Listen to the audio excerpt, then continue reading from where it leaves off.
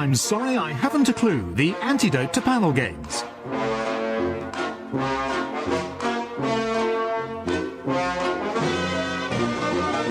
At the piano is Colin Sell, and your chairman is Jack D. Hello and welcome to I'm Sorry I Haven't a Clue. You join us this week on a visit to Bath in the ceremonial county of Somerset. The magnificent Wells Cathedral has been the seat of the Bishop of Bath and Wells since the 11th century. It was the Synod of Wells that fixed the feast days of the Anglican calendar. They decided that Easter would fall on the first Sunday following a full moon after the vernal equinox, while Christmas would be 2 weeks after the first time each year that the dustman smiles and says good morning.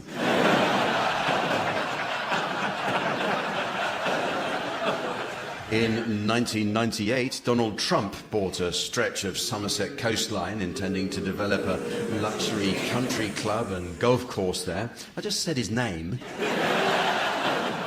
At the time, a sea defence wall was being built, which gave Trump an idea, as he noticed how few illegal Mexicans worked in Minehead. It was on a fashion shoot here that Trump met his third wife, Melania, a model 25 years his junior. People often wonder what this beautiful young woman sees in a man like Trump. Well, it's a combination of things. $4 billion and very high cholesterol.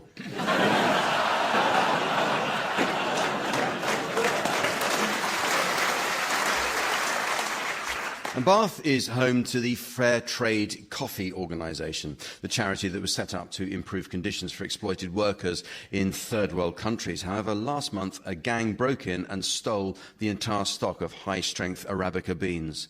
How do these people sleep at night?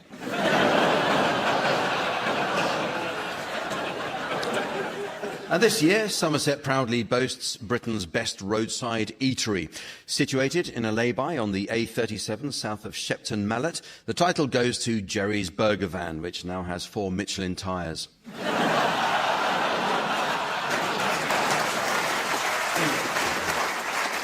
Let's meet the teams. On my left, Barry Cryer and Jeremy Hardy. And on my right, Brooke-Taylor and Miles Jupp. Taking her place at the desk next to me, please welcome our scorer, the ever-delightful Samantha.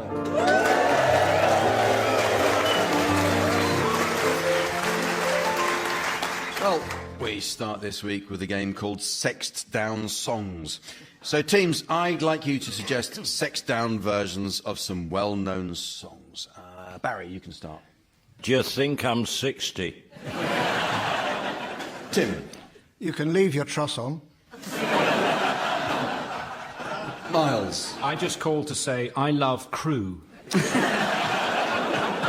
Jeremy? It's raining rain.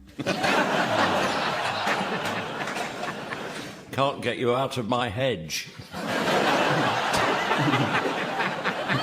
You'll never walk again. Marvin Gaye's Let's Get It Over With. It's fun to stay at the DVLA. Purple Stain. Got to get you into my wife. I Touch My Shelf. What is this thing called, love?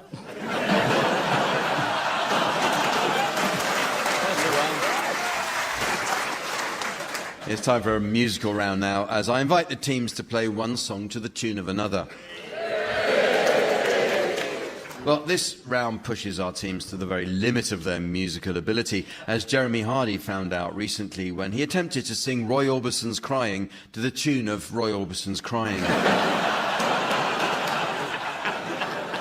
Musical accompaniment will be provided by Colin Sell. Colin recently revealed he could add ELO to his CV. He gave him Clove for 11 points.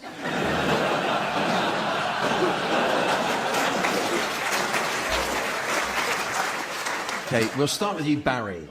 I'd like you to sing the words of Anarchy in the UK by the Sex Pistols to the tune of A, You're Adorable. I am an antichrist, I am an anarchist. Don't know what I want, but I know how to get it. I want to destroy the passer-by, 'cause I want to be anarchy.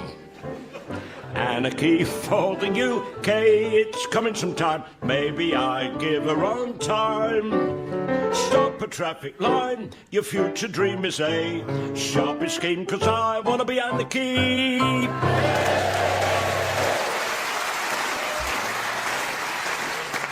Thank you, Barry. Tim, it's you next. I'd like you to sing the words of The Wheels on the Bus to the tune of the Demis Roussos classic, Forever and Ever.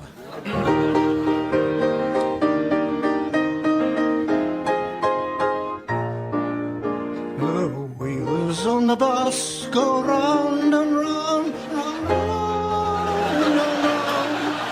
The wheels on the bus go round and round. All through the town, the wipers on the bus go swish, swish, swish, swish, swish, swish, oh swish, swish, swish. The wipers on the bus go swish, swish, swish. All through the town, the horn on the bus goes beep, beep, beep, beep, beep, beep, beep, beep, beep, beep, beep. The horn goes beep, beep, beep. All through the town, the bell on the bus goes ding, ding, ding, ding, ding, ding, ding. The horn on the bus goes ding, ding, ding, ding.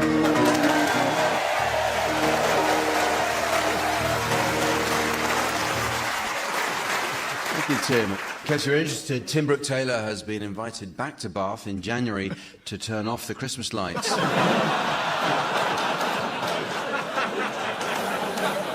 Your turn, Miles, and I'd like you to sing the words of The Laughing Policeman to the tune of Harry Nilsson's Without You.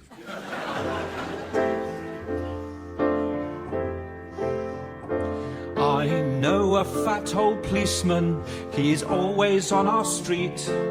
A fat and jolly red-faced man, he really is a treat. He's too kind for a policeman, he's never known to frown. And everybody says he's the happiest man in town. He laughs upon point duty, he laughs upon his beat, he laughs at everybody. When he's walking in the street, he never can stop laughing. He says he's never tried. But once he did arrest a man and laughed until he cried. Ha ha ha ha ha. Ha ha. Ha ha ha ha ha. Ha ha.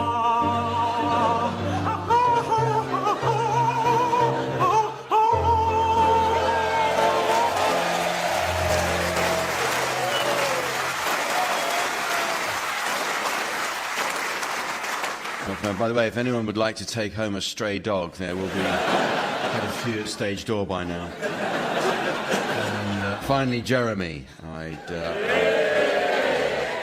that was a bit sarcastic. Jeremy, I'd like you to sing the words of Baby Got Back by Sir Mix-a-Lot to the tune of Bob Dylan's Make You Feel My Love.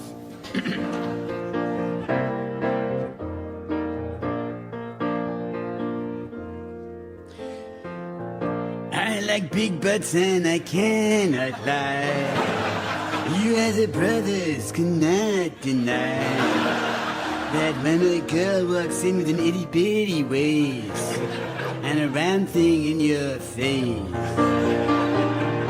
you get sprung, want to pull up tight, 'cause you notice that butt was stuck deep in the jeans she's wearing. I am hooked and I can't stop staring.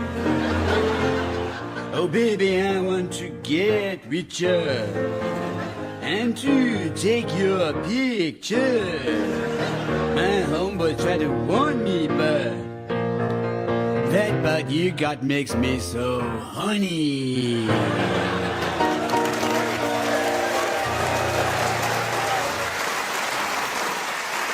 Thank you, Jeremy Hardy. Well, the next game is called Word for Word, and it's all about words. The Vasu, a warlike tribe from Samoa, have no word for welcome. It's an idea they got from the Gloucester Tourist Board. In this game, each team should attempt to exchange unrelated words while the opposing team tries to spot a connection. Tim and Miles, you can start exchanging your words, while Barry and Jeremy, you should challenge to take over play if you think you've spotted a connection. Off you go, Tim and Miles. Camel. Trousers. Crumpet. Jacuzzi. Cokes. Flam. Barry. Well, I've got a personal involvement in this. I was once coaxed into a jacuzzi. I don't want to go into details, but I loved it. I should imagine they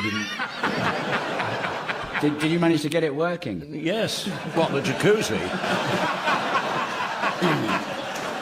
Oh, fair enough. I mean, it's a personal anecdote. Thank you, Jack. It has resonance for you, so there was a connection there. Unfortunately, I have to hand it over to Jeremy and Barry.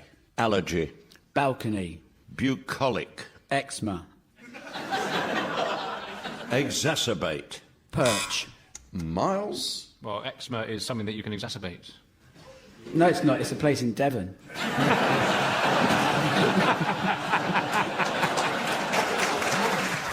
I stand corrected. Yeah, I think fair enough if you said eczema instead of eczema. I'm not entirely sure. But no, still with Jeremy and Barry. Oh. Indicate. Linoleum. Miles has challenged again, Miles. If you go into a linoleum shop and they say, which lino do you want? You go, well, like that one. You'd indicate, wouldn't you? You got us there. Fair enough, there is a... Do you get out much, Miles? There's a connection there, so over to Miles and Tim. Beaver. Quadruple. Slot. Caustic. Barry. The jacuzzi I was coaxed... I was coaxed into had a quadruple slot in case of emergencies. Well, there's a connection you found there, so Yes, thank you, Jack. I'll let you have that, Barry. So over to Barry and Jeremy. Indigo. Forest. Mellifluous. Oh, what? Tim. Is that what they said to you when you went to the jacuzzi? Indigo? So it was you in the steam, was it? Connection has been made I'll there. own up to that, yeah. Yeah, so over to Miles and Tim. Marsupial. Dolt. Buttock. Burst. What? Barry has challenged you there. Yes. Barry, what was that? I can't wait to know why. Another painful jacuzzi memory. OK, well, I'll let you have that, Barry. So over to Barry and Jeremy. Chair. Table. No, surely not. Miles. No, I think there is a connection between chair and table. They're both furniture, in a way. Yeah, wow. In a way. Yeah. I think that's a bit tangential. Buzz withdrawn. There's just no need to be pedantic about it. We're just having fun. It's a game, all right? Messiah. What? Messiah. Repetition.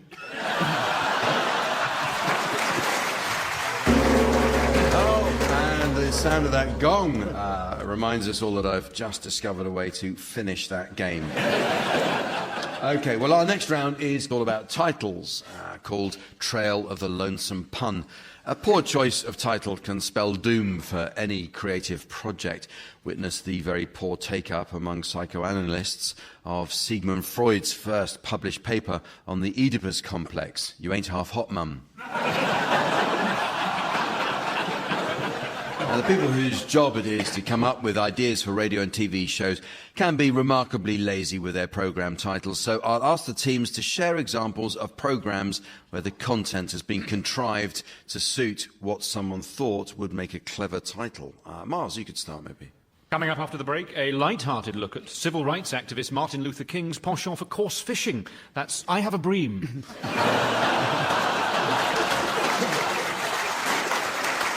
Barry.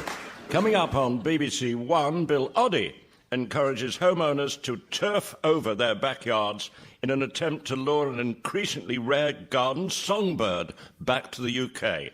That's sod that for a lark.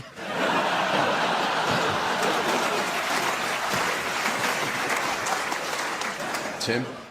And now on BBC Two, expect strong language and scenes of a sexual nature as we follow the arrests of several prominent members of the Bath Allotments Association following eyewitness reports of wife-swapping parties.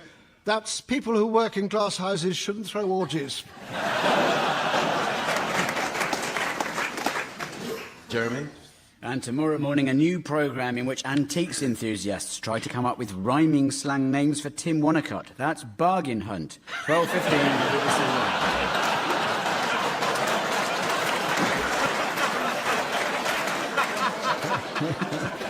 Coming up on Radio 4, a heartwarming documentary showing how self-medication and an understanding of their condition provided invaluable relief for constipated Bible scholars. That's Know Thine Enema. Later on BBC One, a dramatisation of Sir Arthur Conan Doyle's lost novel in which his detective hero is beaten to death. That's Holmes Under the Hammer at 9 o'clock.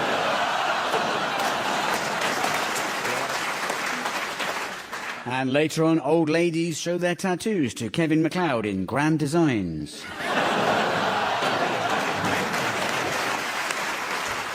Well, it's time for a musical game called Name That Joke. Comedy theorists claim that there are 6 basic joke forms, which will come as a surprise to anyone who's seen Barry's act.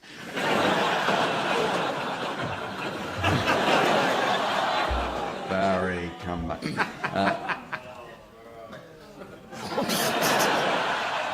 Have some of you got livestock in here?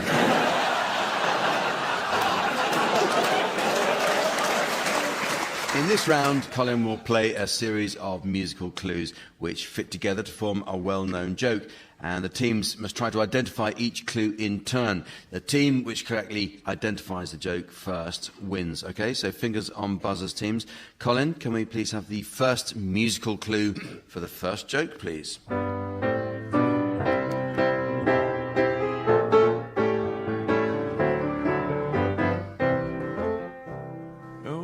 What is it? I'm not sure what that is. Is that Alice's restaurant? A restaurant. It was Alice's restaurant. OK, there's a man talking to his mate, and his mate says, have you got any special plans for your anniversary? The man says, yes. Now, I've got a special surprise for the wife, because a few months ago, we walked past this restaurant, and she looked in and she said, oh, that really does look like a lovely restaurant. So, as a special surprise, I'm going to walk her past it again.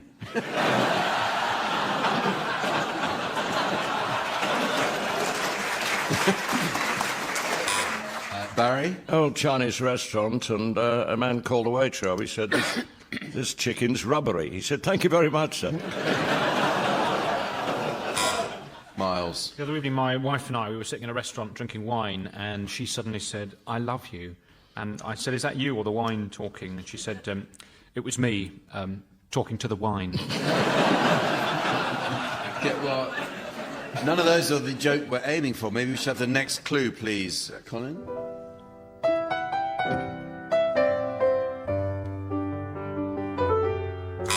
Oh, go on. Yeah, Barry? Wind beneath my wings? Yes. It was. Well, that's birds and parrots, isn't it? I would think. Looks like it's going to be, yeah. Man's parrot kept swearing a lot, and he said to his mate, it's driving me mad, this parrot swearing all the time. He said, stick him in the fridge for 5 minutes, he'll get the message. So he said to the parrot, are you going to stop swearing? The parrot said, why don't you? He said, no, get in the fridge. Closed the door, timed it 5 minutes, took the parrot out. You're going to stop swearing? And the parrot said, all right. The parrot looked back in the fridge and said, what did that chicken do? I think it might be a wind joke, is it? Yeah. There's a woman who goes to see a pharmacist, and she says that she's very, very embarrassing. I've got terrible flatulence. In fact, it's actually happening now. I mean, the thing is, it's odourless and silent, but it's very, very uncomfortable. And the pharmacist says, OK, I'd like you to take 2 of these tablets 3 times a day. Come back to see me in a week. After a week, she goes back. And he says, any progress? She says, oh, no, if anything. I mean, it's worse. I mean, now they've started to really, really stink. He says, right, that's your sense of smell sorted out. Now let's work on your hearing.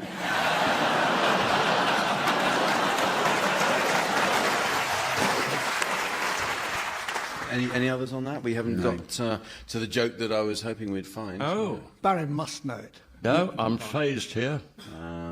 I took my wife to a restaurant. This is the answer to that none of you got. I took my wife to a restaurant the other night, and during the main course, I realised I desperately needed to break wind, and the music was quite loud, so I timed my reliefs to the beat of the music.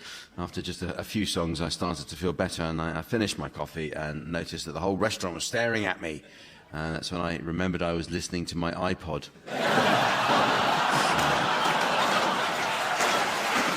You'll win that round, chap. You'll win that. But let's have another round of that. I think we'll go for another joke, please. Colin, give us a clue, would you?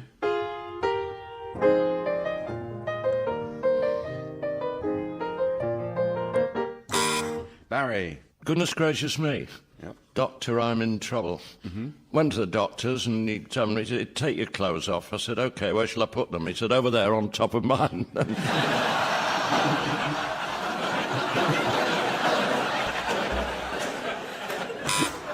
He knows when he goes to the doctor says, what's the problem? He goes, I've got a bit of lettuce sticking out of my backside. Doctor says, you mustn't worry, that's just the tip of the iceberg.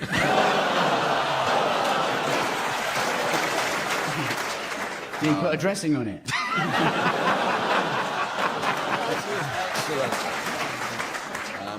Well, no, that's not the joke that we're aiming for. That's not the answer. So another musical clue, please, Colin.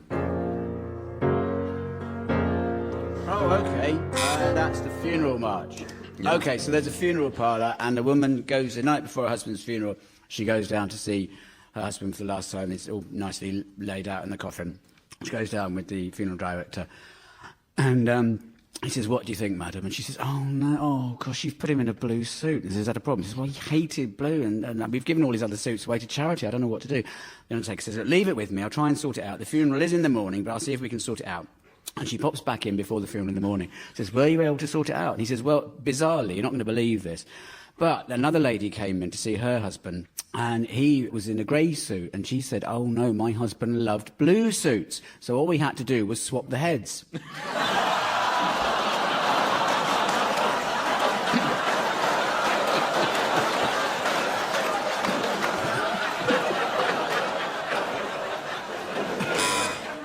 On the sad subject of mortality, there's an old guy staggering home from the pub, and he's slumped on a bench, and he looked up, and there was a figure wearing a black cowl carrying a scythe.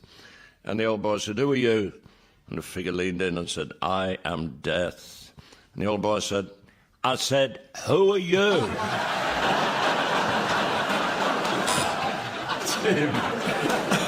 There are two men playing golf. One of them is about to take his swing when a funeral procession appears on the road next to the course. He stops mid-swing, takes off his cap, closes his eyes, bows his head in contemplation. His opponent comments, that must be the most touching thing I've ever seen. You must be a sensitive man.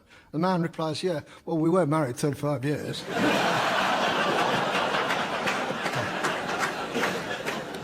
There's this man who's at a funeral, and during the service, he suddenly asks the vicar for the Wi-Fi code. And, the vicar said, please have some respect for your poor dead mother. And the man says, is that all lowercase?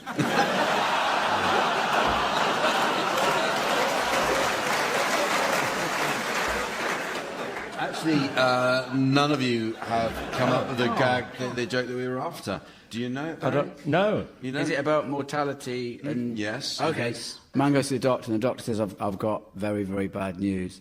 I'm afraid your condition is terminal. And the man says, oh, no, how long have I got? He says, 10. He says, what, months, weeks? 9, 8, 7, 6.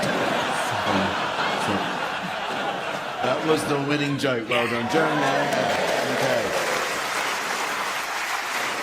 It's very nearly the end of the show, but there's just time to fit in a quick round of Bathroom Film Club. Samantha informs me she loves to spend time relaxing in the bathroom, and she recently shared her formula for the perfect bath. Apparently it's all down to the water's depth, temperature and mineral content. Samantha says she likes it 12 inches hot and hard.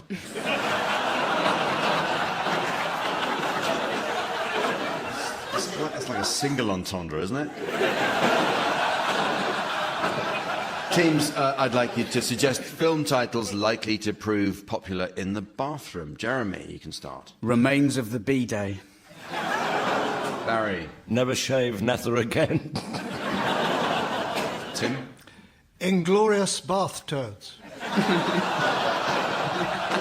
Miles. Bade Das Boot.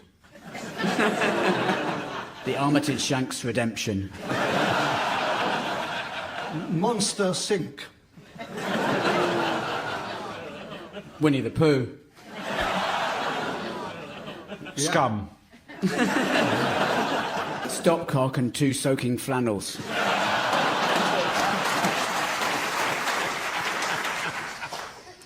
Eternal Sunshine of the Spotless Rim. Lav, actually. Bring me the head and shoulders of Alfredo Garcia. And so, ladies and gentlemen, as the callous cold caller of calamity harasses the huffy housewife of humanity, and the landline of lucidity is launched lustily towards the dustbin of destiny, I notice it's the end of the show. So, from the teams, Samantha and myself, and our audience here in Bath, it's goodbye. Goodbye. Miles Jupp, Brooke-Taylor and Jeremy Hardy were being given silly things to do by Jack D, with Colin Sell setting some of them to music. Programme consultants were Ian Pattinson and Fraser Steele, and the producer was John Naismith.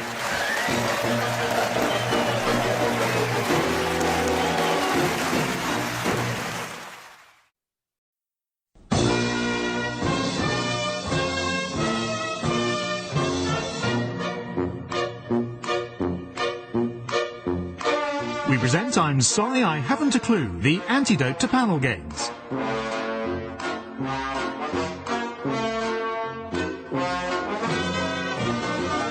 At the piano is Colin Sell, and your chairman is Jack D.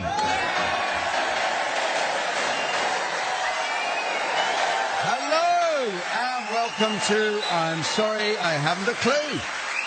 You join us this week in the fine city of Wolverhampton, quite literally the home of loads of people.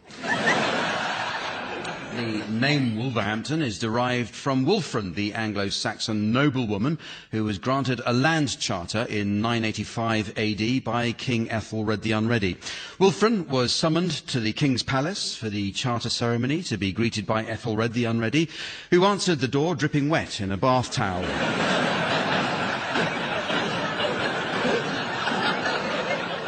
Tried to sell her some of his own brand torch batteries.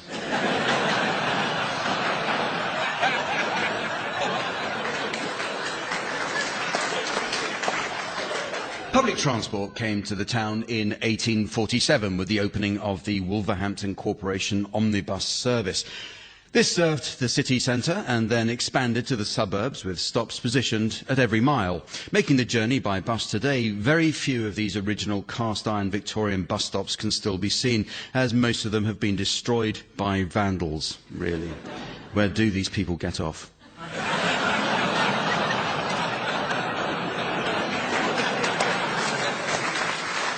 In Victorian times, Wolverhampton's engravers turned their hands to producing tools to make books and signs for the blind. They have a small museum which includes the least successful sign ever made in Braille. It reads, "Danger, do not touch."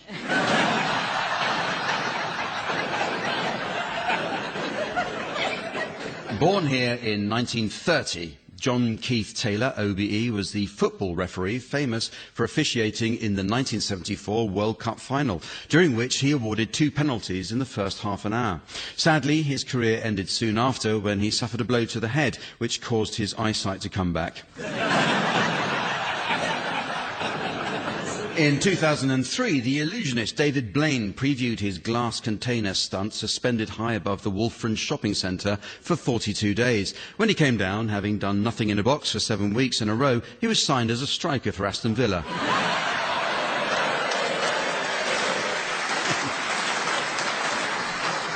The record producer, Pete Waterman, is from Wolverhampton. He left school at 15, never having learnt to read or write.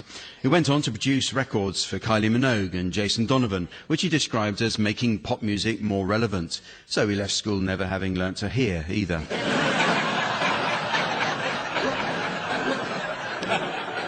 In the 1950s, the future record producer Phil Spector lodged here when he was an exchange student at Wolverhampton College of Art. Where he got his musical influences remains a mystery, according to his landlady, Mrs. Doodlan Doodlang.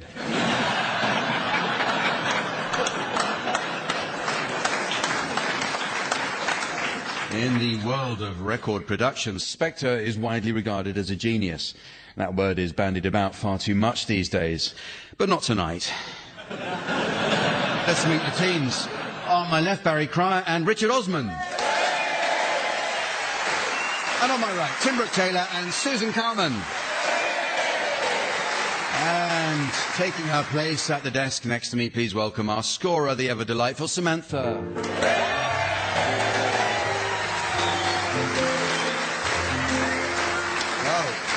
We start this week with a round called the Wilhelm Scream, and it's based on this, the most famous scream in cinema history.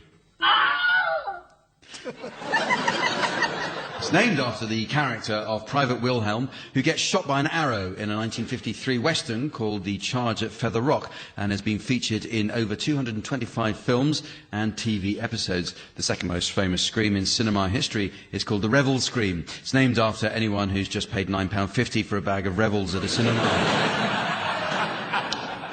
So, teams, in this round, your job is to present me with statements which are bound to be met by the Wilhelm Scream. If I agree, I shall play it in. You can start, please, Richard. And next, on Channel 4, it's the Great British Bake Off.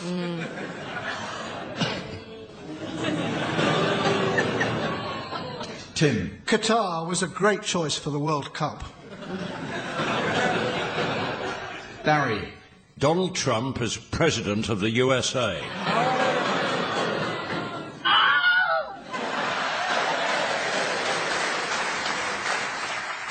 Susan. Now on Women's Hour, poetry about the menopause.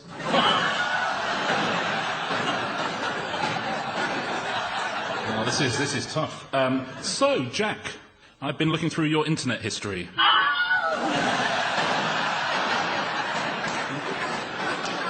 Jack, that shooting stick you're sitting on is upside down. I'm under the bed.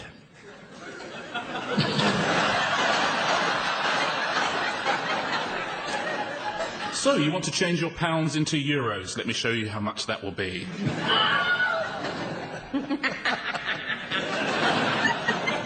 Have you ever seen one of these before? I dropped some chocolate on my cream trousers and it's only 9 a.m. That really happened to me. It was very distressing. On behalf of Fulham Waitrose, I regret to inform you we have run out of organic hummus.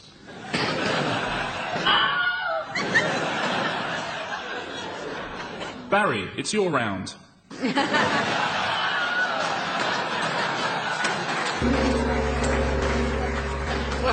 Okay. Time now for a musical round, as I ask the teams to play one song to the tune of another. Musical accompaniment will be provided by Colin Sell. And listeners may be interested to learn that Colin has a Midlands musical connection. In 1969, he collaborated with Roy Wood on The Move. Colin says it was just luck he happened to be working on the switchboard at Pickford's that day. So we'll start with you, Tim. And I'd like you to sing the words of Barbie Girl by Aqua to the tune of the chorus of the Hebrew Slaves.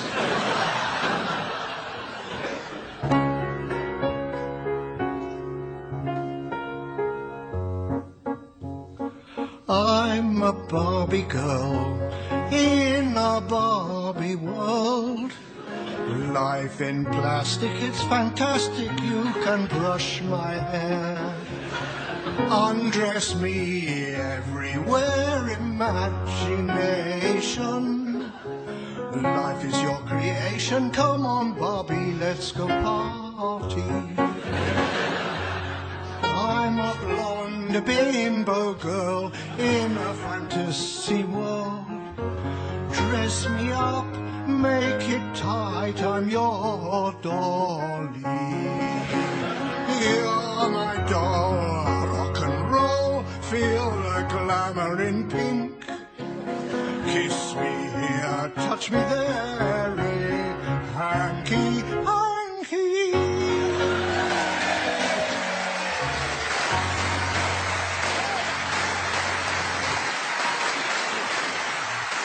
That has every chance of being a Christmas Day #1, Tim. If not that, certainly a Boxing Day #2.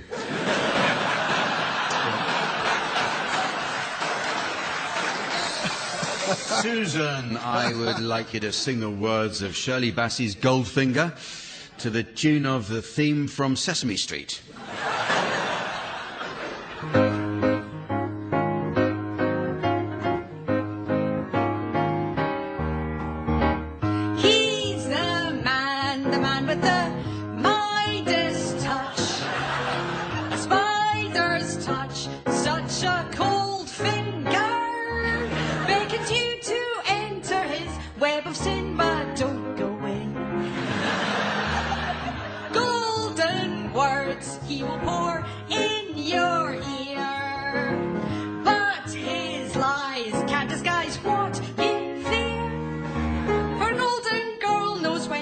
Kissed her, it's the kiss of death from Mr. Goldfinger. Pretty girl, beware of his heart.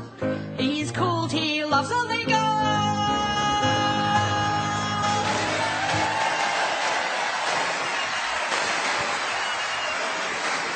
Thank you, Susan. Okay, your turn, Barry. I'd like you to sing the words of If You're Happy and You Know It to the tune of the Funeral March.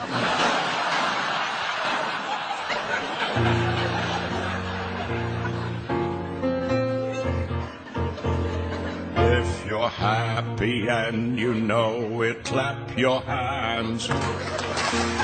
If you're happy and you know it, clap your hands.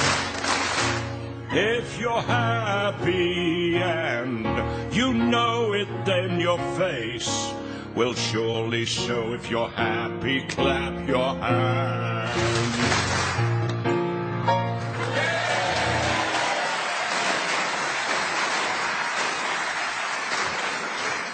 Sounded like you're putting the bins out. Richard, you now. I'd like you to sing the words of Milkshake by Khalees to the tune of English Country Garden.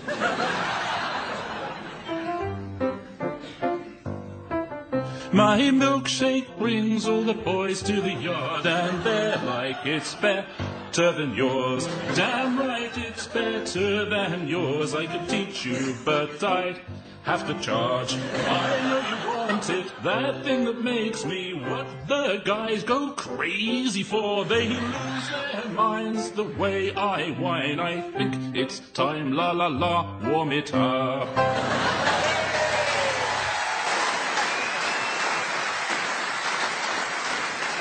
Time now for a round called Word for Word. In this game, each team attempts to exchange unrelated words while the opposing team tries to spot a connection. Tim and Susan, you can start exchanging your words, while Barry and Richard, you should challenge to take over play if you think you've spotted a connection. Off you go, please, Tim and Susan. Maggot. Bandit. Porcelain. Spam. Jumper. Richard, you've spotted a connection. Yeah, I got a lovely spam jumper once for Christmas from an aunt who admittedly was getting on a bit. Did you wear it, the spam jumper? The spam jumper, I did, but it attracted dogs. Well, if that's the case, then I must stand up. I've never heard of a spam jumper, but apparently you've owned one, so it must be true. I admit I wasn't really listening. So over to Richard and Barry. Aardvark. Cummerbund. Susan. That's Benedict Cumberbatch's original name.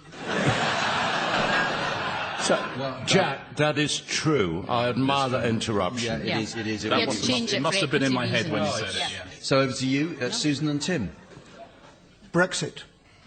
Potato. Pyramid. Cardio. Richard. That's where I do a lot of my cardio in Egypt. In Egypt. How'd you get insurance to do cardio in Egypt these days? Exactly. But Barry, you're You're on on my his team, team. Barry. I know. I'm being disloyal. I go one up from Admiral Insurance, which is Pharaoh Insurance. Oh, dear. How Xander Armstrong works with you full-time, I will never know. Yeah, exactly. It's heavy medication, as you well know. Yes. All right, Barry, back to Barry and Richard. Diaphanous. Lepidopterist. Hey, Tim. Those are two words I don't know the meaning of. oh, come on. They are therefore connected, you're right, Tim. So over to Tim and Susan. Butterfly. Rubber. Quadruple. Coat. Richard. Well, just when it's very cold. That's a good point, you wear a quadruple coat. Yeah. Back to Barry and Richard. Fallible. Bumblebee. Oh, and the goal has gone, which means that I have remembered how to end that game. Okay, the next round takes as its inspiration the world of games. Who here hasn't looked at a Monopoly box lid, read 8 years plus and thought, that's way too bloody long?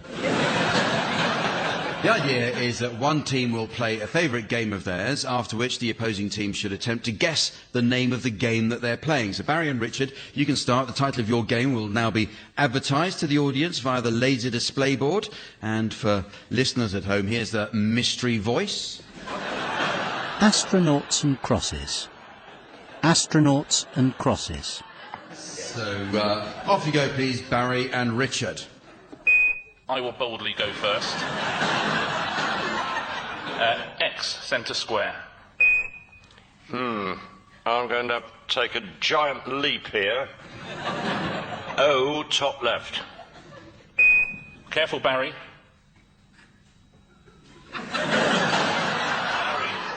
Barry, there's no point screaming. No one can hear you.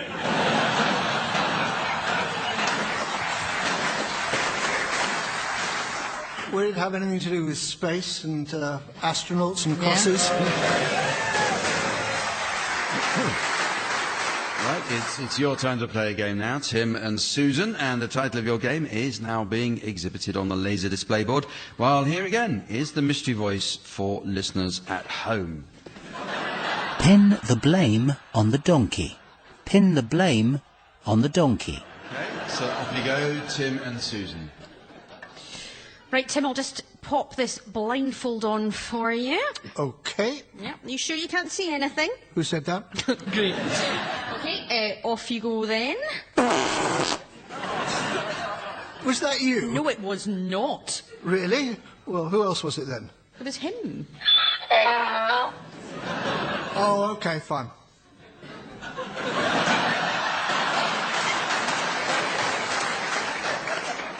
A donkey is involved. Yeah. You know what? Don't applaud that. we all know a donkey's involved, and it's. I'm going to say, pin the blame on the donkey.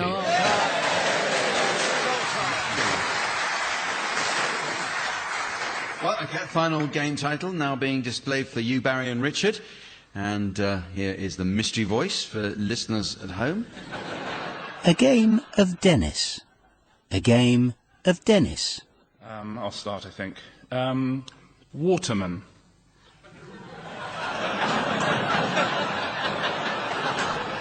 Potter. Love 15. Okay. Wise. Hopper. Wheatley. 15 all. Quaid. Les. Oh, a backhand. Bergkamp. Damn. 30-15. Weaver. 40-15.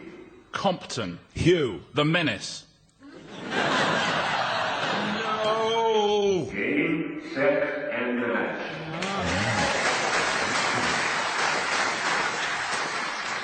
Everyone there appeared to have the same first name, which would be Dennis. So would it be Dennis Tennis? Dennis Lawn? Game of Dennis? Yes. Well, I'm going to test the teams on their knowledge of movies next in a game called Complete Trailers.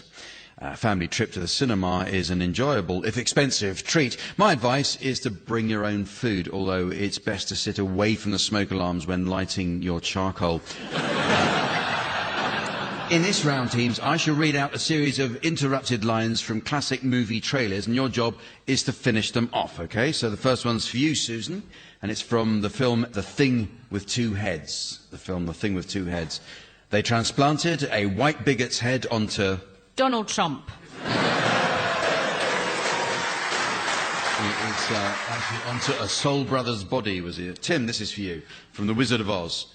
Many, many miles east of nowhere lies... Walsall. It's the amazing land of Oz. One for you, Richard. From Vertigo. A beautiful girl haunted by the desperate, unexplainable urge to... Marry Rupert Murdoch? Destroy herself. Barry. This is from Invasion of the Body Snatchers. Incredible. Invisible. Jeremy Corbyn. Insatiable is what it was. Susan, this is from Alien 3. The bitch is... Probably just a woman with an opinion. Get over it.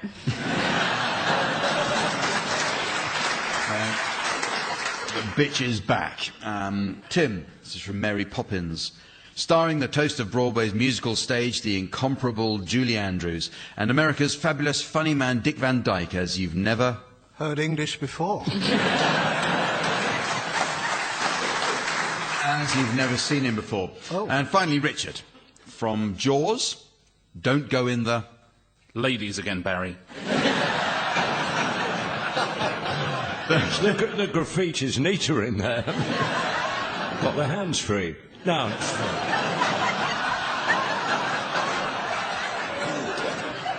Don't go in the water, is what it was. Okay, well, look, here is some for any of you to have a go at, all right? This is from Shaft. Shaft's his name, Shaft's his... Father's name.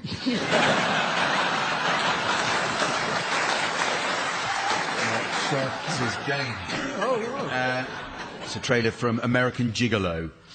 He's the highest paid lover in Beverly Hills. He leaves women feeling more alive than they've ever felt before, except... Except he's got to be home by 7, so Mrs. Cryer can use the car.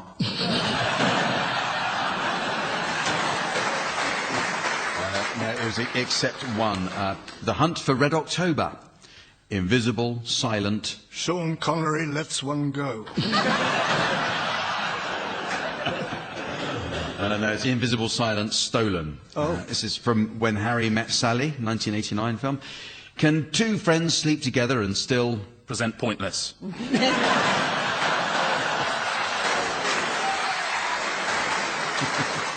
heard it here first. Still love each other in the morning. That's equally nice. And finally, from Lost in Translation. Sometimes you have to go halfway around the world to come... But it's worth it.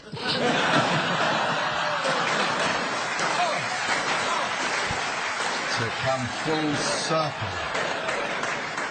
Well, this next game is called Silent Piano and has something for anyone with an interest in music. For students of music, it features Colin Sell at the piano, and for lovers of music, the piano is silent. In this round, Colin will play a well-known piece on his electronic keyboard, but with the power switched off. Only Colin knows what he's playing, so pretty much business as usual.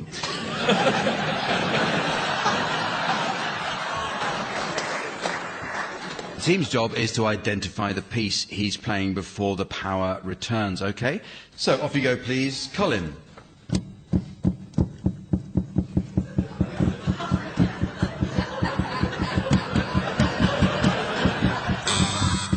Susan. Is it C'est la vie by Bewitched? It is not C'est la vie by Bewitched. You carry on a bit more, Colin. Richard. Judging by the happy smile on his face, I'm going to say Firestarter by the Prodigy. No, you mustn't be confused by the happy smile on his face. That usually means he's got wind. Not that. And again, please, Colin, some more. Barry. That's an old music hall song. You can't put Willie where Willie won't go, I thought. I remember it. Colin remembers it. It's not that. Carry on, please, Colin.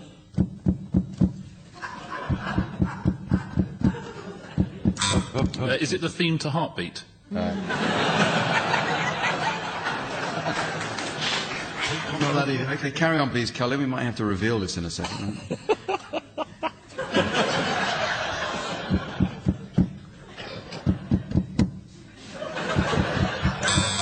Susan. Is it someone trying to contact us from the other side? Yeah, is it the Ghost of Liberace? It's not that either. So carry on then, please, Colin, and maybe the music will play in now. Oh, isn't it rich? Isn't it rich? Yes. Say you will, Send say in the you clowns. won't, say Yeah, you'll it's- do what I don't. Send in the clowns. Say it's true, say to me, say love you. I suppose we have to take Colin's word for it that that's what he was actually.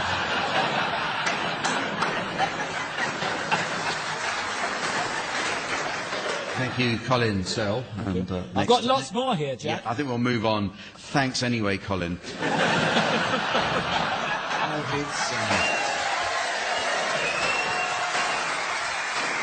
Well, it's very nearly the end of the show, but there is just time to fit in a quick round which looks at the musical preferences of unclean or messy people. Samantha is fanatical about cleanliness and tells us she's forever cleaning at her local YMCA. She says she usually starts with a lengthy rub down in the bathroom with Mr. Muscle before polishing off a tall boy in the bedroom after a few squirts from Mr. Sheen.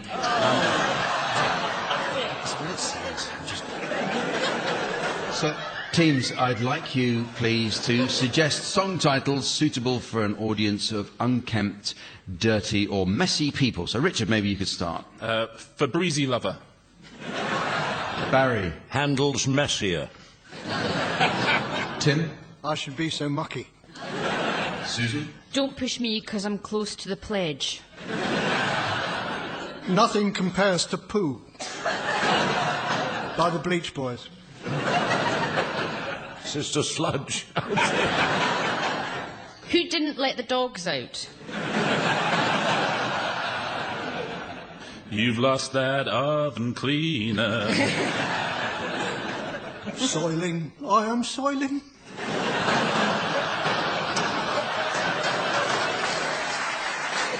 Please degrease me. Anything by Bruce Springsteen. Fields of Mould. House of the Rising Scum. She's a cheesy lover. Staying alive. And so, ladies and gentlemen, as the impatient road haulier of time launches the yellow lemonade bottle of desperation towards the hard shoulder of despair, and the pancaked badger of indignity delights the school minibus of disdain, I notice it's the end of the show. So from the team, Samantha and myself, and our audience here in Wolverhampton, it's goodbye. Goodbye. Cryer, Susan Calman, Tim Brooke-Taylor and Richard Osman who have been given silly things to do by Jack D, with Colin Sell setting some of them to music. The programme consultants were Ian Pattinson and Fraser Steele, and the producer was John Naismith.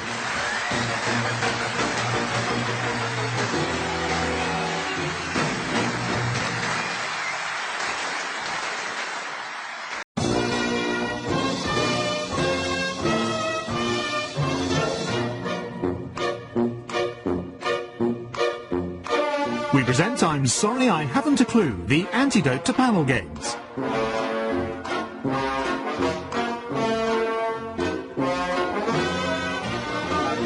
At the piano is Colin Sell, and your chairman is Jack D. Hello and welcome to I'm Sorry I Haven't a Clue. You join us for a second visit to Wolverhampton, the beating heart of the West Midlands. Wolverhampton has won the annual English Heritage Most Beautiful City Award not once, not twice, not 3 times, obviously. Wolverhampton's first railway station... Wolverhampton's first railway station was at Wednesfield Heath, about a mile from the city centre. It was opened in 1837 but was demolished in 1965. As a mark of respect, all London Midland trains coming into the town still stop there for 20 minutes. Michael Marks and Thomas Spencer founded their first clothing factory in Wolverhampton in 1898 to supply their growing chain of M&S retail shops. When the two men collaborated on the design of a revolutionary new pair of underpants with a loose-seamed fly to rival the traditional Y-front, they soon fell out.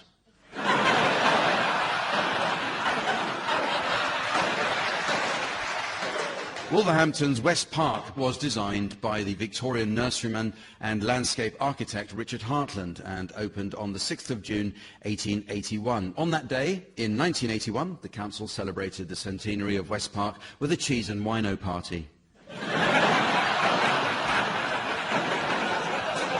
Educated at Wolverhampton Grammar School, Sir David Wright is the former diplomat who served in China and Korea and as British ambassador to Japan. It was his job to host visits by the Duke of Edinburgh, who he managed to prevent saying anything inappropriate. The Duke explained that Sir David convinced him that doing funny foreign voices was no longer politically correct.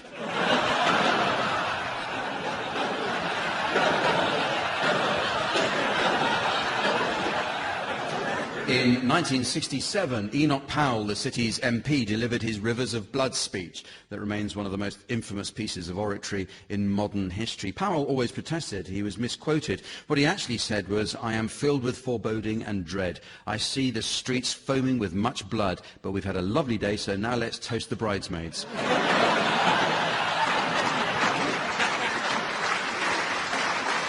The Wolverhampton Phobia Research Facility pioneered cognitive behavioural therapy. This month's Lancet published details of their treatment of a local man who suffered a severe morbid fear of crowds. The doctor gave him a West Bromwich Albion season ticket. But he's not alone in going somewhere, not expecting a crowd to turn up. Let's meet the teams. They are on my left, Barry Cry and Richard Osman. And on my right, Brooke-Taylor and Susan Calman. And taking her place at the desk next to me, please welcome our scorer, the ever-delightful Samantha.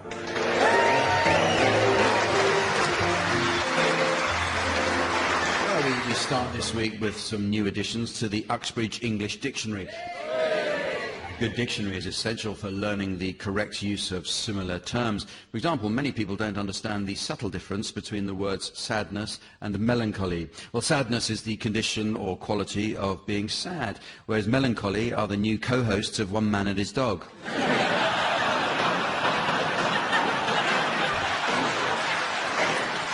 The meanings of words are constantly changing, team, so your suggestions, please, of any new definitions you may have spotted recently. Susan, you can start. Grimaldi, a rundown supermarket.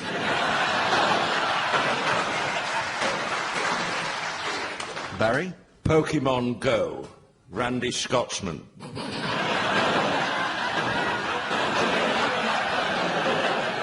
Tim? Dietitian, a rubbish Renaissance painting. Richard? Wide-eyed, a coroner's report.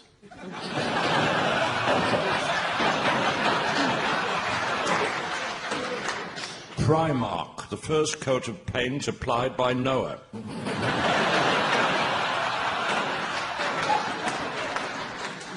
Megahertz, extremely painful. Moisturiser. How Yoda asks, have you been crying?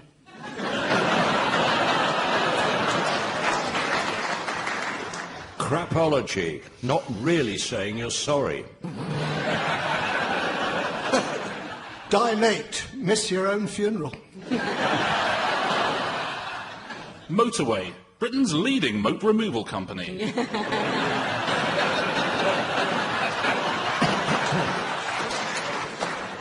Laissez-faire, a sheepdog festival.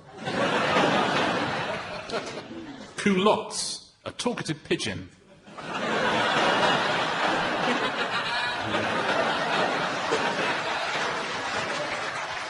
The teams are now going to sing along with some well-known discs in the game called Pick Up Song. Now, these days, rare vinyl commands a fortune at auction. The holy grail for collectors is the recording of Andrew Lloyd Webber's musical about the infamous Argentinian Weight Watcher, Rivita Perón.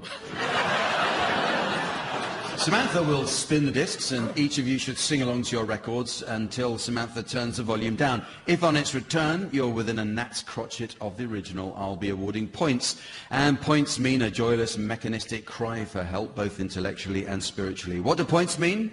And this week's prize is the perfect takeaway for the newsreader on the go. It's this Trevor McDonald's Happy Meal. OK, Tim, you're going to start. I'd like you to accompany Wolverhampton's own Kevin Rowland of Dexy's Midnight Runners, singing Come On Eileen.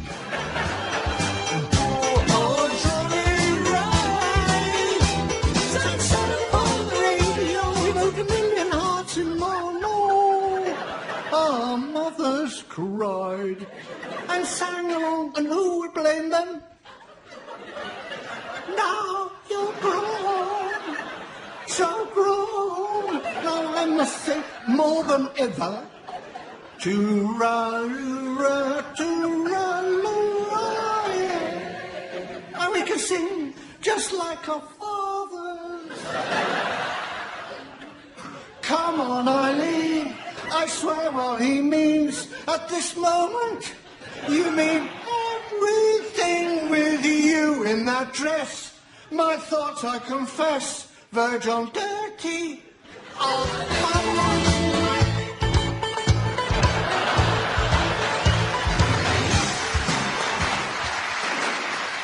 uncanny. It was a very difficult one. Thank you, Tim. Can I just say, sometimes laughter sounds like mockery.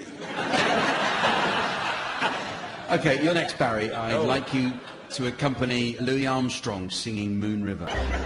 And crossed into in style someday. Oh, dream maker, you heartbreaker, wherever you're going, I'm going your way. Two drifters out to see the world. There's such a lot of world to see. We're after off to see the world. Rainbows and There's such a lot of world. Richard, I'd like you now to accompany R&B singer R. Kelly singing Ignition. Now, usually I don't do this, but go ahead and break them off with a little preview of the remix. Now, I'm not trying to be rude, but hey, girl, I'm feeling you. The way you do the things you do reminds me of my Lexus coupe. That's why I'm all up in your grill, trying to get you to a hotel. You must be a football coach, the way you got me playing the field. So let me give you that toot-toot, let me give you that beep-beep. Running a hands through my fro, bouncing on 24s. It's like they say on the radio, it's the remix to Ignition. Hot and fresh out the kitchen, mama rolling that body, got every man in here wishing I'm sipping on coke and rum. It's like, so what, I'm drunk, it's the freaking weekend, baby, I'm about to have me some fun. Bounce, bounce, bounce, bounce, bounce, bounce, bounce, bounce, bounce, bounce, come on.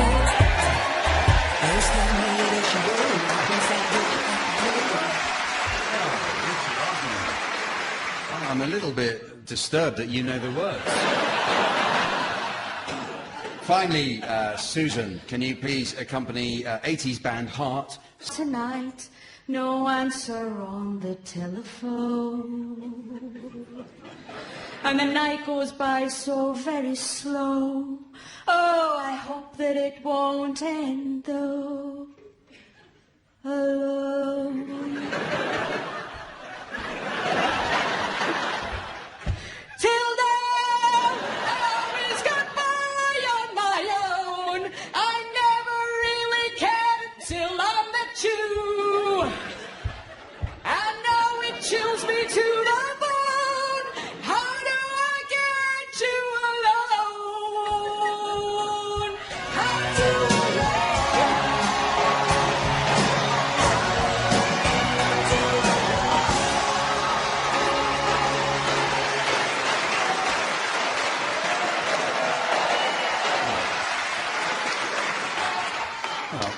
feel I owe bagpipes an apology.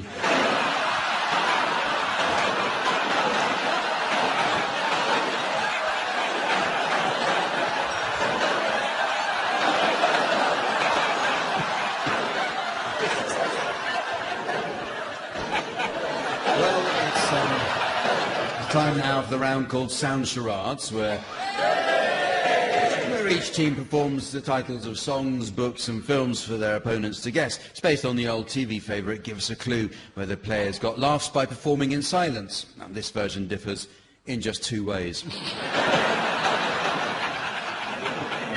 undisputed master of the game was Lionel Blair, whose TV career has sadly waned of late. The 83-year-old veteran did, however, recently appear on the Antiques Roadshow. He went for £6.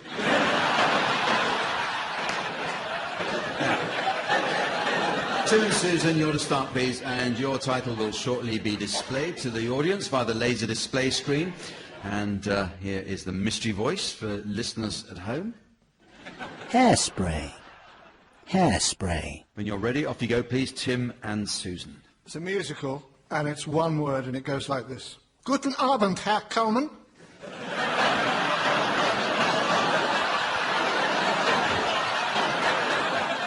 Guten Abend, Herr Brooke-Taylor. What a nice meal you have prepared. Thank you, Herr Calman. Shall we say grace? Of course.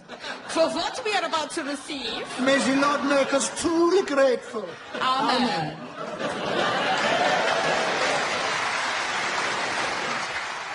One word. One word? Yeah. The accent was German-Austrian border. I'm glad you picked that up. We spent a long time just checking we got the right. And it wasn't Evita, obviously, no. So you're having a meal of some sort? Yes, and before the meal... Oh, you're saying grace? With Herr Calman. Yeah. Hair? Yeah. Yeah. Hairspray. All right, so your turn, Barry and Richard, and your title is now being exhibited on the laser display board. And once again, the mystery voice for listeners at home. Iron Man 2. Iron Man 2. Film, 3 words. You see, you turn it inside out, press the front, pen the sleeves, and you finish off with the collars and the cuffs. That's very impressive, Barry. No creases at all. Well, I do this for a living. So do I.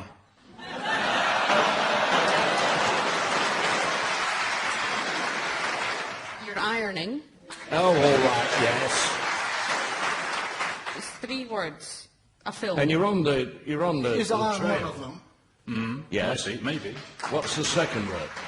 Iron, two, there's 2 of you. Yes. Get the right order. Iron Man 2. Right, a final title is now being displayed for you, Tim and Susan. And here's the mystery voice for listeners at home. Trolls. Trolls. Okay, it's a film, and it's one word, and it goes like this. Hey up, Susan. Hey up, Tim. Have they come for the lunch? I am that lass. What do you fancy then? Tit sandwiches? No.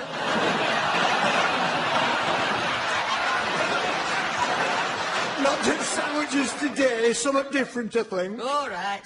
Tit wraps? No. Too fancy, love. Oh, tit soups? No.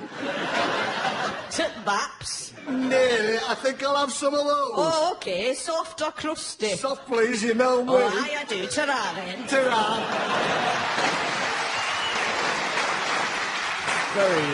Very racist Yorkshire stuff, that, wasn't it? I think I will hand over to my colleague here. Yeah, well, it's lovely, firstly, and I think the accent was East-West Yorkshire border, is what I was picking up. I think it's a film that's currently in the cinemas. Yes, it is. Thank you. I think it's Trolls.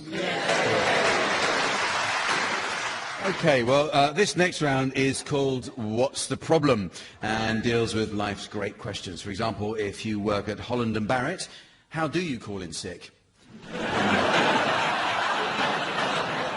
So in this round, I'll supply the answers to a number of everyday problems posed by readers, and the team's task is to guess what the original questions might have been. And the first answer that I need the question to is for you, Susan. That's this.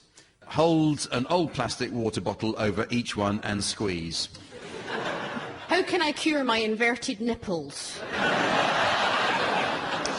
Actually, the question, what's a good way to separate egg yolks using a plastic mineral water bottle? Oh, that's how you do it. Tim, this one's for you. This is the answer. What's the question? Take photographs of them on your phone so you don't forget them. What should you do when you're putting your parents in a home?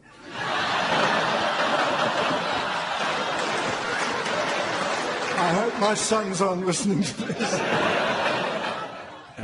Is there a good way to ensure I don't misplace those endless letters I get from my children's school? Richard, here's an answer. I'd like the question. Insert a straw into the bottom and push upwards.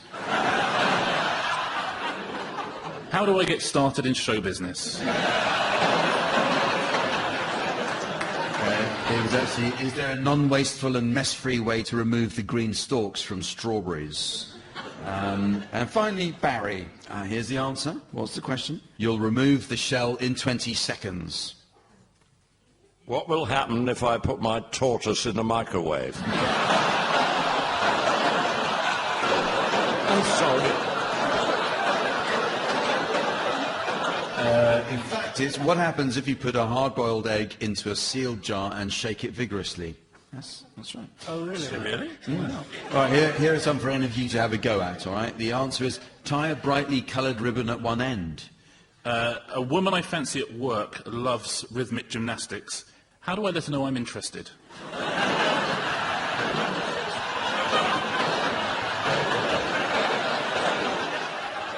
The question is there a good way to ensure I can always recognise my suitcase on an airport baggage carousel? Either that or remember what it bloody well looks like.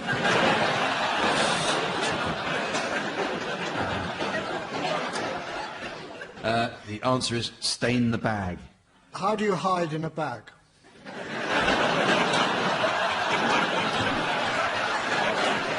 I hope that's right. It's actually, the question is there a good way to ensure that my lunchtime sandwich is not stolen? This is just getting me more and more angry. The answer is fill it with thick brown gravy. How can I make my apple pie memorable? The question was, is there a good way to liven up the old whoopee cushion trick when I use it on my elderly relatives this Christmas?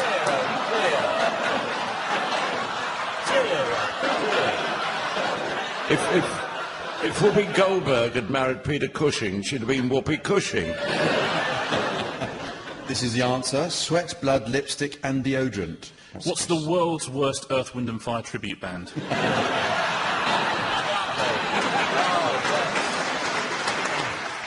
It's actually what stains do lemon juice, hydrogen peroxide, baby wipes and denim remove? This is the answer. Pin it in place with clothes pegs. How do I get my washing to stay on the line? Have I missed something here? It's how can I prevent my bin liner from sinking inside the bin when I put rubbish in it? Oh. And finally, 3 or 4 blows should do the trick. What's the question? How do I hammer home an innuendo?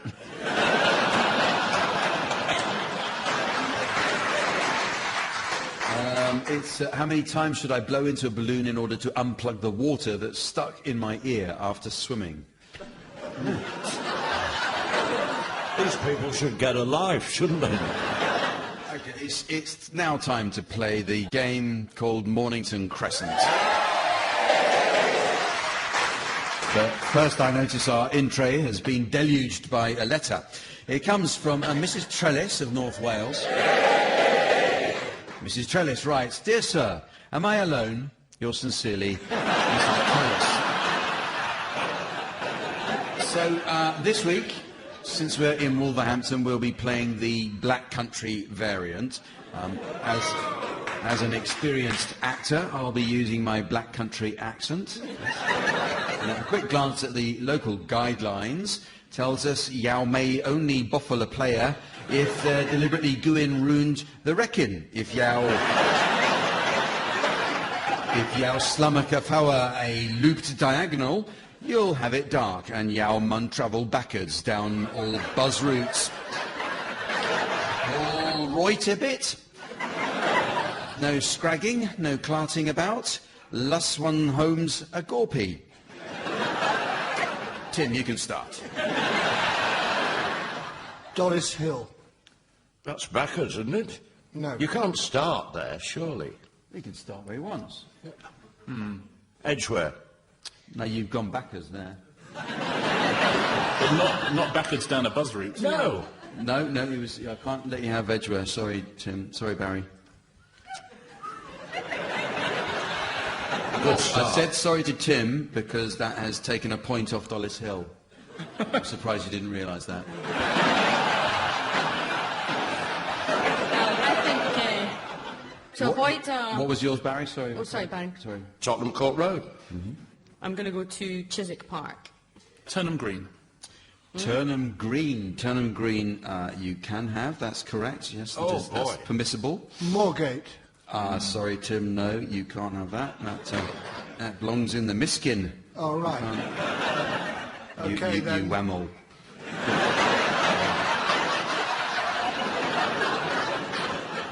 Finchley, no, Green Park. Green Park. Chiswick Park. It's a boffle on a buzz route. Yeah. That one. And we've been to Chiswick Park before. Yeah. We've just done it. Yeah. Green Park, you are right to do that, but because it's not a buzz around, I'm not going to allow it. I'm afraid you just went backwards on a buzz route there, Susan, so... I'm afraid... Ruined the reckon. I'm afraid not. You lummock. You can't do that. So it's back to Barry. Barnet. I'm going to go Pinner. Yeah. Pinner. Excellent. Dalston and Kingsland. No, I'm sorry, Richard, you can't have that, you stupid bastard. That is an authentic black country term because I was called out of the hotel. I'm picking it up as I go along, so would you like to have another go, please, Richard? I will, of course I will. Turnpike Lane. Turnpike Lane. Pimlico. Bond Street. I'm going to say Wood Lane. Oh. Is someone just fallen out the balcony? Wood Lane from Susan. Oh, controversial. Well, it's a very neat trap. There's only one thing I can say, and which is Ravenscourt Park. Mornington Crescent. Yes.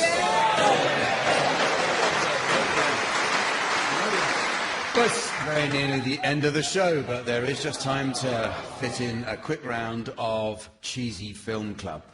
Samantha tells me she's looking forward to meeting a Welsh cheesemaker gentleman friend who's been teaching her the process. Last week he showed her how he separates out his curds, and tonight Samantha's hoping he'll have his way on the kitchen table and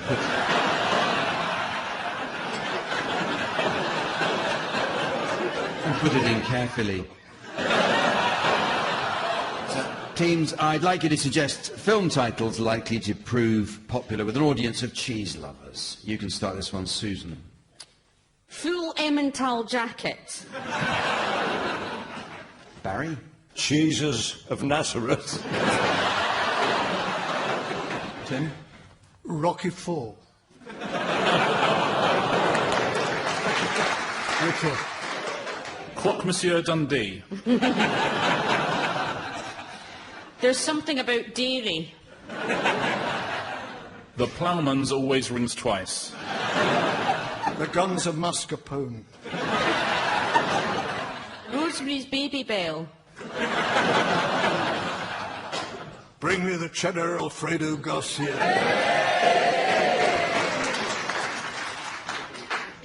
Philadelphia.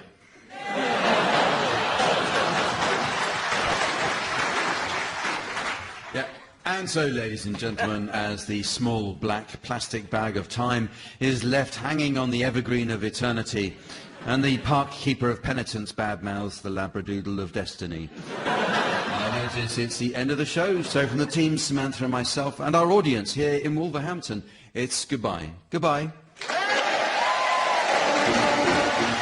Barry Cryer, Susan Calman, Tim Brooke-Taylor and Richard Osman have been given silly things to do by Jack D, with Colin Sell setting some of them to music. Programme consultants were Ian Patterson and Fraser Steele, and the producer was John Naismith.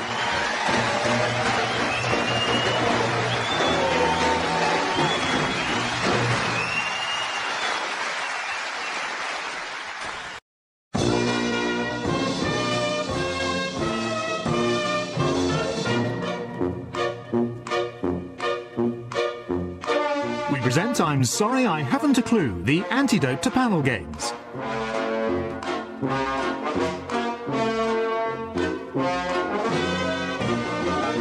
At the piano is Colin Sell, and your chairman is Jack D.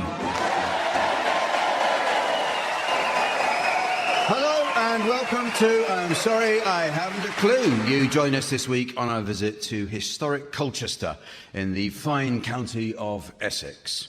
Around the year 60 AD, Colchester was attacked by Boadicea, queen of the Iceni, the tribe that rose in revolt against Roman rule for centuries.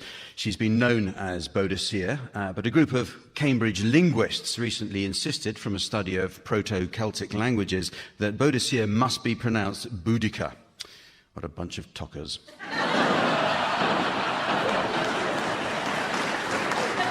The next significant event in Colchester occurred in 1846 with the arrival of the railway. The new line connected London to Ipswich, which meant that a standard time zone had to be adopted. Until then, if it was noon in London, it was 12:15 in Colchester, while in Ipswich, the little hand was on 1 and the big hand was on 5. Actually, you know, the people of Ipswich don't find jokes like that especially funny. They say they can count the times they've laughed at them on the fingers of one hand. So 7, then. Colchester is home to the headquarters of the Model Railway Enthusiasts Society. They currently have a special offer on lifetime membership, which comes with unlimited virginity.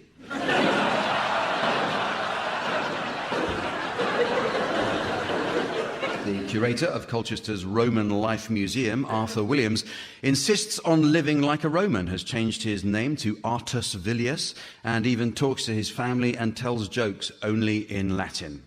Sado. Sadas, Sadat, Sadamus, Sadatis, Sadant. But he's not alone here in telling 2,000-year-old jokes. Let's meet the teams. On my left, Barry Cryer and Tony Hawks. And on my right, Tim Brooke-Taylor and Pippa Evans.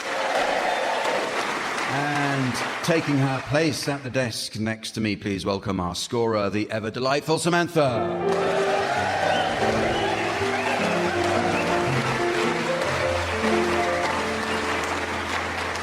Well, we start this week with a game based on unsuccessful products. Despite huge marketing campaigns and the best of intentions, some products are doomed to fail. Take, for example, Sainsbury's ill-fated condom for life.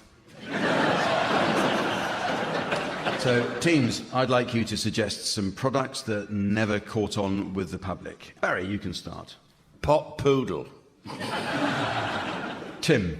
Samsung Galaxy Firelighters. Pippa. KY Jelly Babies. Tony. Anti-inflammatory condoms. A boil in the bag. Baby ejector seats. The Anal Bee electric toothbrush.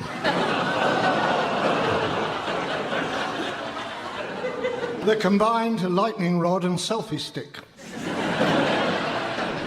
S&M's.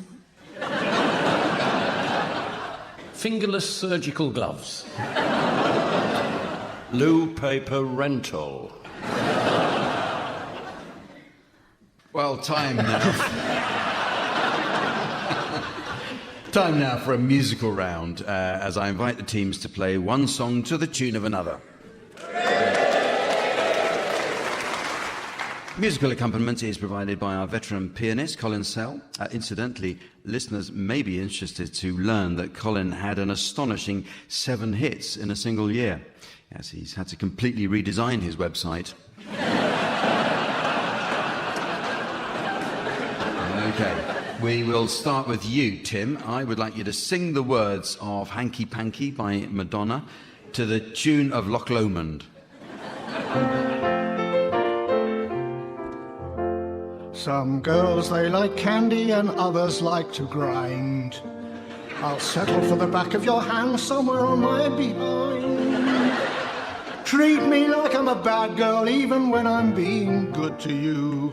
I don't want you to thank me, you can just spank me. Some guys like to sweet talk and others they like to tease. Tie my hands behind my back and ooh, I'm in ecstasy. Don't slob away with kisses, I can get that from my sisters. Before I get too cranky, you better like Hanky a Panky.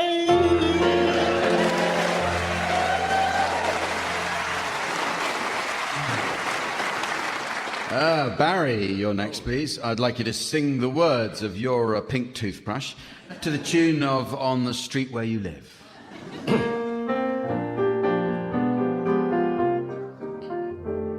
You're a pink toothbrush, I'm a blue toothbrush. Have we met somewhere before? You're a pink toothbrush, and I think toothbrush that we met by the bathroom door. Glad to meet toothbrush, such a sweet toothbrush. How you thrill me through and through. Don't be hard toothbrush on a soft toothbrush, 'cause I can't help loving you every time I hear you whistle. It makes my nylon bristle.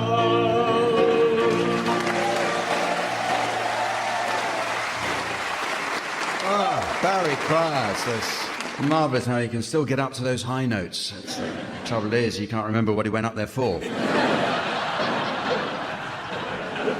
Your turn, Pippa. I'd like you to sing the words of Combine Harvester by the Wurzels to the tune of Somewhere Over the Rainbow.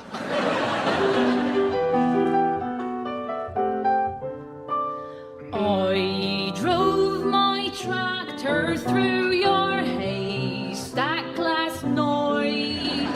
I threw my pitchfork at your dog to keep quiet. Now something's telling me that you're avoiding me. Come on now, darling, you got something that I need. 'Cause I got a brand new combine harvester and I'll give you the key. Come on now. Let's get together in perfect harmony. I got 20 acres and you got 43. Now I got a brand new combine harvester and I'll give you the key now.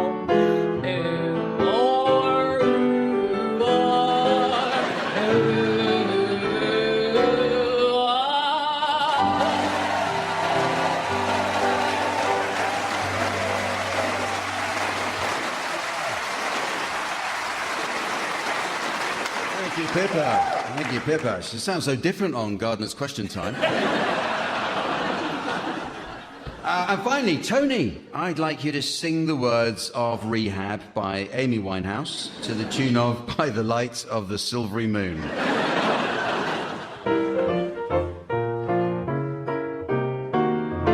They tried to make me go to rehab. I said no, no, no. Yes, I've been black, but when I come back, you'll know, no. No, I ain't got the time. And if my daddy thinks I'm fine, he tried to make me go to to rehab I won't go. Thank you, Tony. Well, the next game is called Word for Word, and it's all about words. The Matua tribe in Equatorial New Guinea have no word for no, although, interestingly, the Matua women have 49 words for headache. In this game, each team attempts to exchange unrelated words while the opposing team tries to spot a connection. So Tim and Pippa, you can start exchanging your words, while Barry and Tony, you should challenge to take over play if you think you've spotted a connection. Off you go, please, Tim and Pippa. Dustbin. Gyrate. Crumpet. Fisherman's friend. Buttock. Tim, you noticed a connection there between fisherman's friend and buttock. But call me Tony. Yes. Oh, thank you. I agree. If I may, Tony. You wouldn't have a fisherman's friend without buttocks. So, you'd kind of say, no, I don't want you as my friend. So there's a kind of connection there. That's a sort of a negative connection, though, that you wouldn't have a fisherman's friend. It is. Yeah, fortunately, it was Tim that challenged. Yes. I'm afraid you've lost 2 points there, Tim, and it's over to Tony. Tony Barry. Shall we start? Yes. Tim. Hesitation. Corporal. Eugenics. Glove puppet. Jig. What? Jig. Repetition.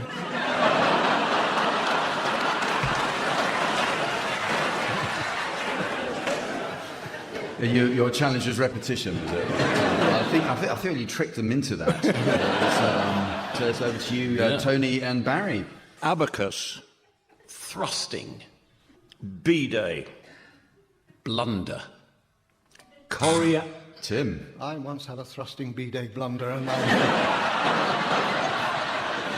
I don't really want to talk about it here. Well, oh, goodness. Now, that gong tells me that I have successfully come up with a way of ending that game. Well, the next round is all about the world of medicine.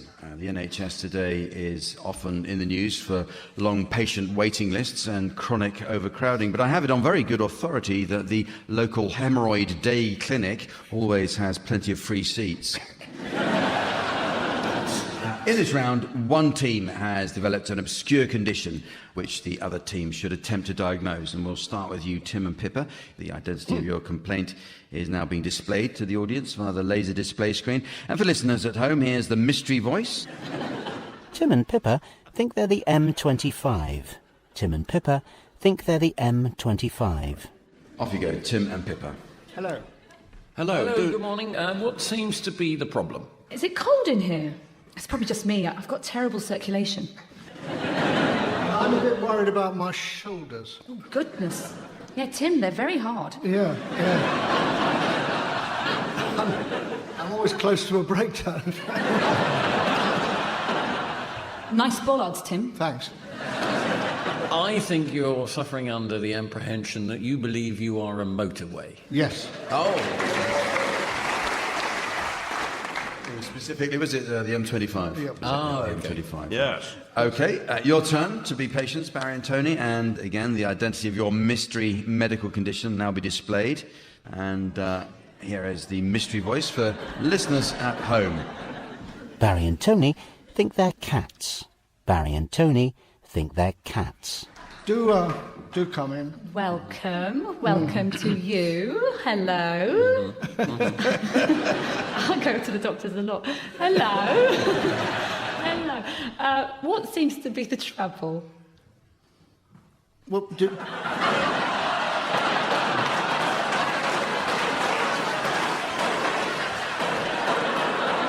have a problem? Sorry, are you talking to us? You've got to tell us what the problem is, otherwise we can't help you. Actually, I think I'll take a stroll over here. No reason.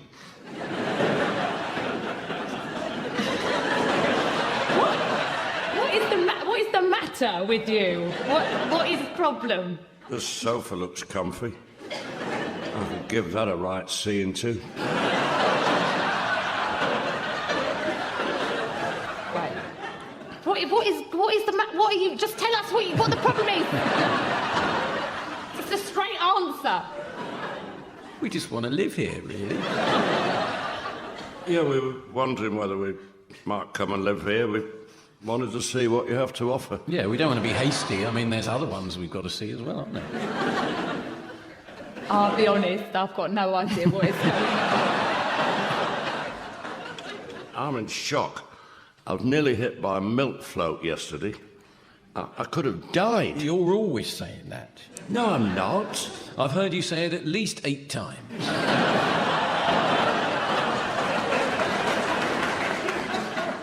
Oh, wait a minute. Have you got any milk? I think I know it. Well, we're lucky. 8 out of 10 places never have any milk. Do you think you're cats?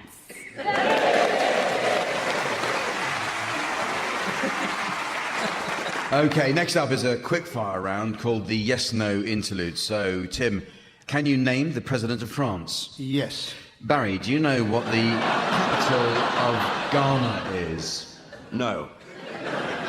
Pippa now, can you spell pneumonia? Yes. Tony, do you know where you'd find a slow loris? No. Well done, I'm impressed. Shall we go around again? Yes. Incorrect, the answer is no. Next round is entitled Specialist Greeting Cards. The card manufacturers often target certain regions with specific cards. A bestseller here in Essex is the plastic surgery range. Congratulations, 38 double D today. However, there's definitely a gap in the market in the UK team, so I'd like you, please, to come up with special occasion rhymes and messages for events not currently catered for by today's greetings card companies. You can start this one, please, Pippa.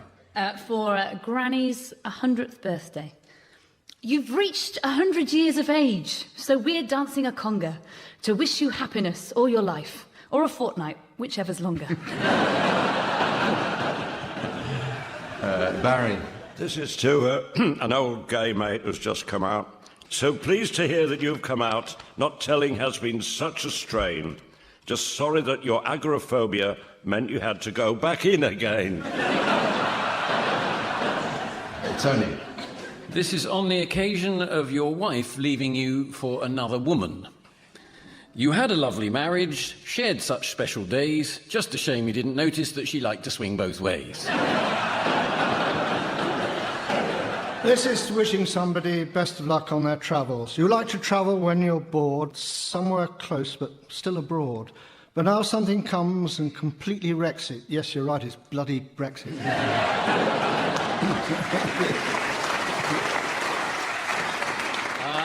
This is congratulations on starting a media studies degree course.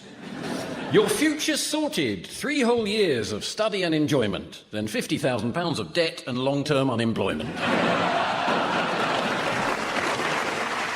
This is congratulations on becoming a cyclist. Roses are red, and if the traffic lights are, just ignore them.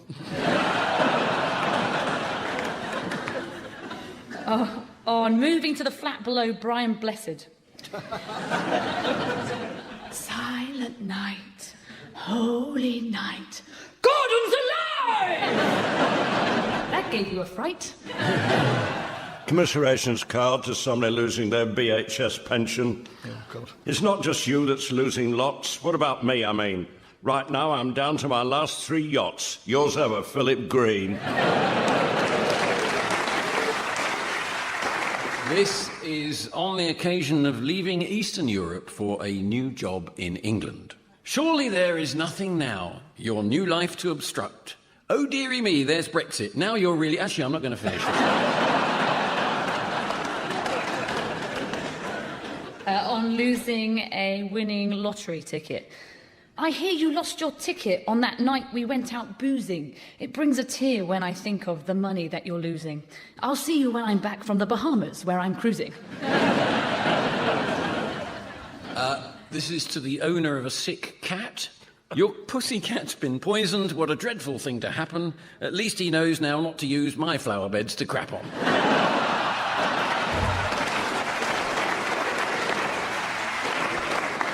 Time for a musical game now called Name That Joke. Musical accompaniment will be provided by Colin Sell. Colin tells us he's recently been trying to put together a 5-piece, and when that's done, he says he'll try a more challenging jigsaw. In this round, Colin will play a series of musical clues which fit together to form a well-known joke. Now, the teams must try to identify each clue in turn, and the team which identifies the joke first wins. So, fingers on buzzers. And Colin, can we have the first musical clue, please?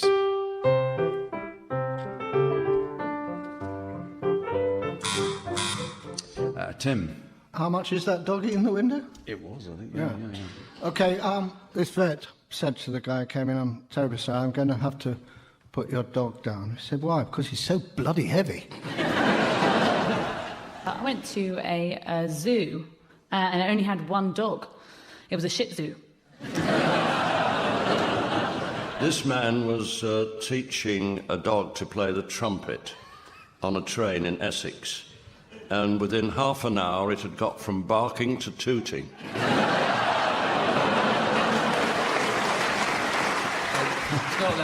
I think it's the joke about the dog that's in the second-hand shop, and this man is wandering round, and as he goes past this dog, the dog says, "Hello, mate, how you doing?" The bloke can't believe it, and the dog says, don't me, I can talk, don't get fazed by it. I'm an exceptional dog, I shouldn't really be here. I used to work in Colombia, I was a sniffer dog, I've busted some of the biggest drug rings that have been going. Then I gave that up because I wanted to give a little bit back, and I came over here and I worked as a guide dog for the blind, and then sadly, my owner died, and now I'm here. Bloke said, this is incredible. Goes up to the guy that runs the shop, says, is that dog for sale? Bloke says, yes. He says, how much? He says, it's a tenner. He says, a tenner for a dog like that? How can it be so cheap? He said, because he's a bloody liar, hasn't done any of those things.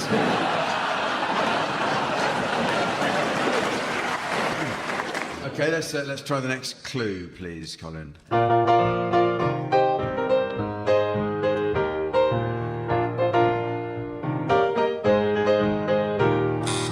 Barry. Is that sexual healing? Nothing to do with the round. I was just talking about earlier. No, well, it's not doing anything for me. Yeah, that was sexual healing, wasn't it, Colin?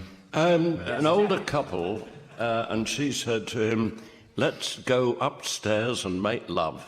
He said, I can't do both. I think it's the one about a man who's very keen on doing some lovemaking. So he goes to the chemist and he says to the chemist, do you sell Viagra? And the chemist says, yes. And the man says, can you get it over the counter? And he says, yes, if you take enough of it.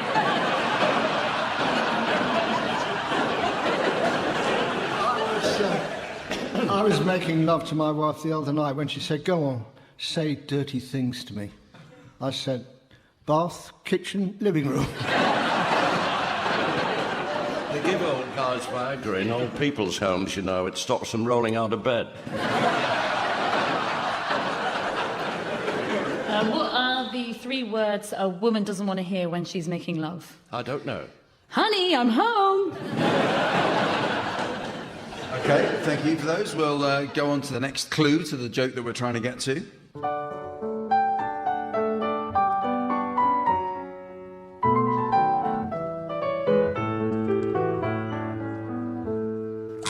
Tony? Is that the theme tune to the vet programme? What's it called? All Creatures Great All Creatures Great Yes. Small, right, yeah. So that's set in Yorkshire, so I've got a Yorkshire joke that I think it might be.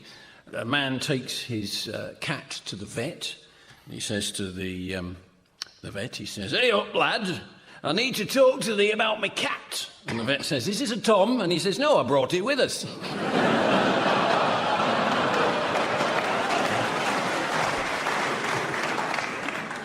This old dear had a dog called Bobby, and she'd always pop him out for his ritual pee. And one night she was up west in London having a good time, and she gets home about 1:30, 2 o'clock in the morning, and she pops Bobby out for his pee, and he doesn't come back, and she goes out, and he's at it with a bitch from down the road. And she shouted, she got a bucket of water, she prodded him with a broom, and she panicked. So she rang the local vet, and he picked the phone up and said, She said, "It's Miss Barnett, Mr. Viner." She said, "You know my dog Bobby?" She says, "He'd had it with the bitch from down the road, and I've poured a bucket of water and prodded him with a broom and shouted at him, I don't know what to do." He said, "Bring him to the phone." She said, "Well, that stop him." He said, "It's just stopped me."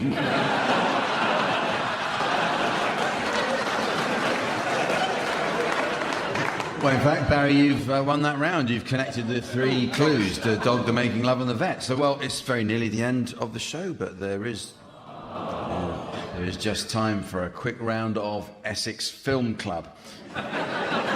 Samantha tells me she's a fan of all things Essex and recently spent an enjoyable day in Clacton helping a gentleman friend set up his world-famous seafood stall. She says you simply can't beat the sight of his huge, freshly washed mussels, or indeed the salty aftertaste of his award-winning winkle.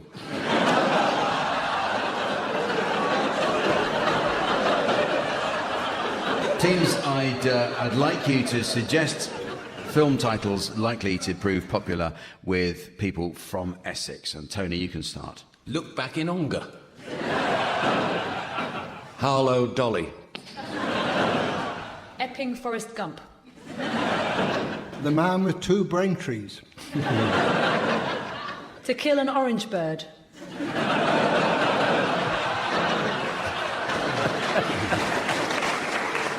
Bring me the sunbed of Alfredo Garcia. Pulp Frinton. All's well at Chigwell. The Vajazzle Singer. Chavatar.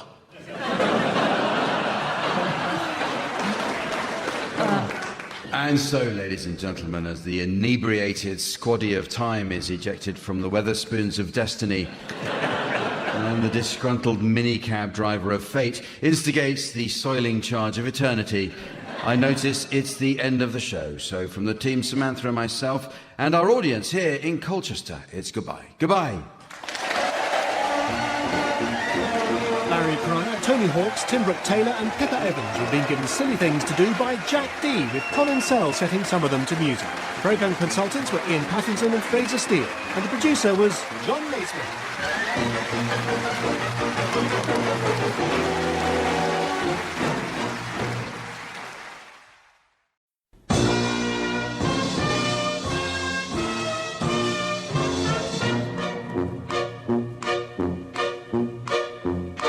We present I'm Sorry I Haven't a Clue, the antidote to panel games.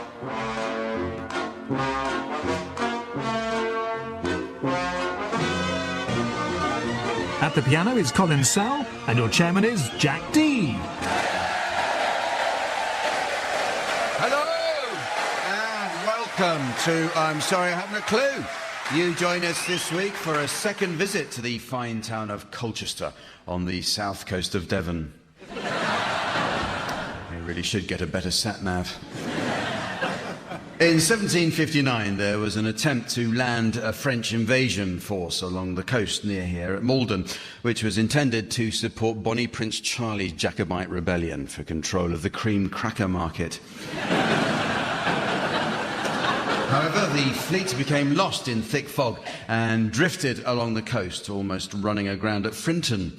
The French force only realised where they were when they spotted 2 children building a sandcastle and immediately surrendered to them. Colchester is home to the Essex Council Road Planning Department. However, the department is to be closed down after it was discovered they've been planning Essex roads. This year, Colchester's Best Citizen Award went to Alan Wilson for services to the town. In his spare time, Alan operated a children's crossing, did gardening for pensioners, and ran errands for the housebound. Sadly, he's now unemployed after he gave up his seat to a blind man and was sacked from his job as an Arriva bus driver.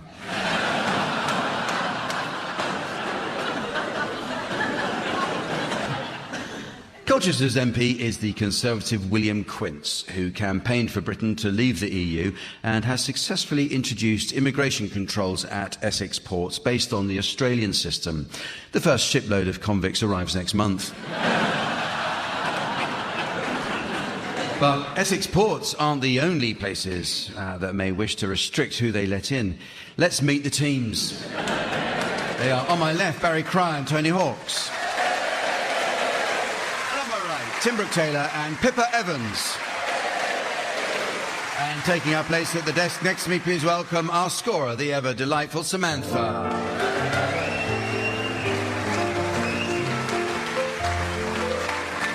Well, we start this week with some new additions to the Uxbridge English Dictionary.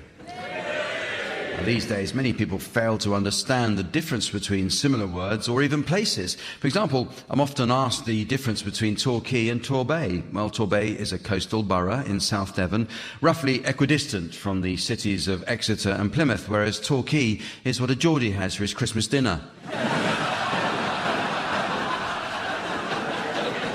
But the meanings of words are constantly changing, teams. So your suggestions, please, of any new definitions you may have spotted recently.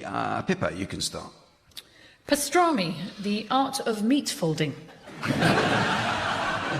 Barry. Eerie, bit like an ear. Tim. Dogma, bitch. Tony. Metabolics, unimpressed with metaphysics.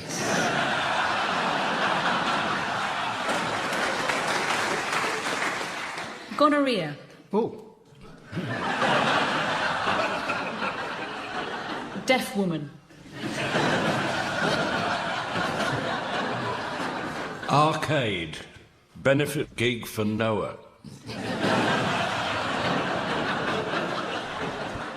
Unkempt, the process by which Spandau Ballet split up.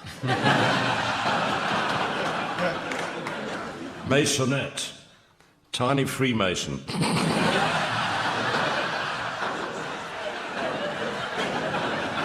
Lazy, French 40 winks. Cirencester, to father an ancient relative.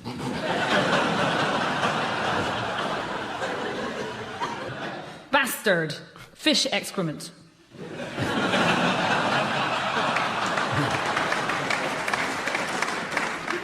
Impeccable, bird-proof. Dictaphone, someone you don't want to call. Trumped, talked down to by a xenophobic, sexist, mentally challenged bigot.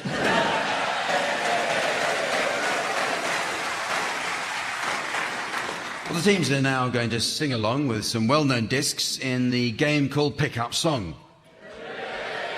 These days, rare vinyl commands a fortune at auction. The holy grail for collectors is the single Bill Gates put out, When I'm Cleaning Windows 8.1. Samantha will spin the discs, and each of you should sing along to your records, teams, until Samantha turns the volume down. If, on its return, you are within a gnat's crotchet of the original, I'll be awarding points. And points mean a gutless pantomimic response indicative of the intellectual apathy that has brought our once proud nation to its knees. What do points mean? And this week's prize is a cycling trip hosted by a leading actress. It's this Francis de la Tour de France.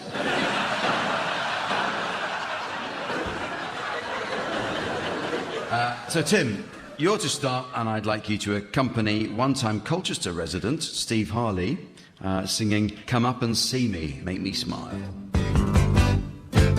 You've done it all. You've broken every code. Opposed the rebel to the floor. You spoiled the game, no matter what you say. For only Metal, what a bore. Blue eyes, blue eyes. How come you tell so many lies? Come up and see me, make me smile. Or do what you want, running away. There's nothing left, all gone and run away. Maybe you'll tarry for a while. Maybe you'll tarry.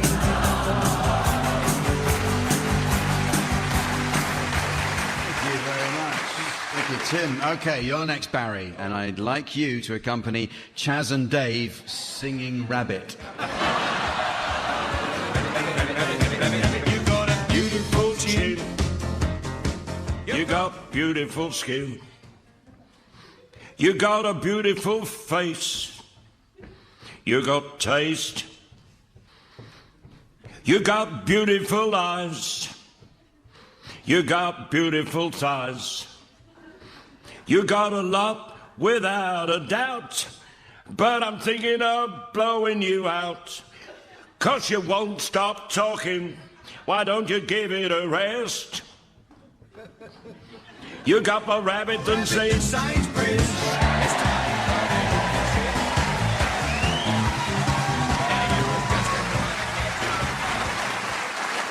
Sometimes audiences clap along to help, but not here in Colchester. You're just going to let him hang there, won't you? On that happy note, on to Pippa. Pippa, would you accompany Caris Matthews in Catatonia? And no can take a piece of mine. And if all you've got to do today is hesitate, come here. You can leave it late with me. You should be taking it easy on yourself. You should be making it easy on yourself. 'Cause you and I know us all over the front page. You give me road rage, racing through the best days. It's up to you, boy, driving me crazy, thinking you may be losing your mind. If all you got to prove.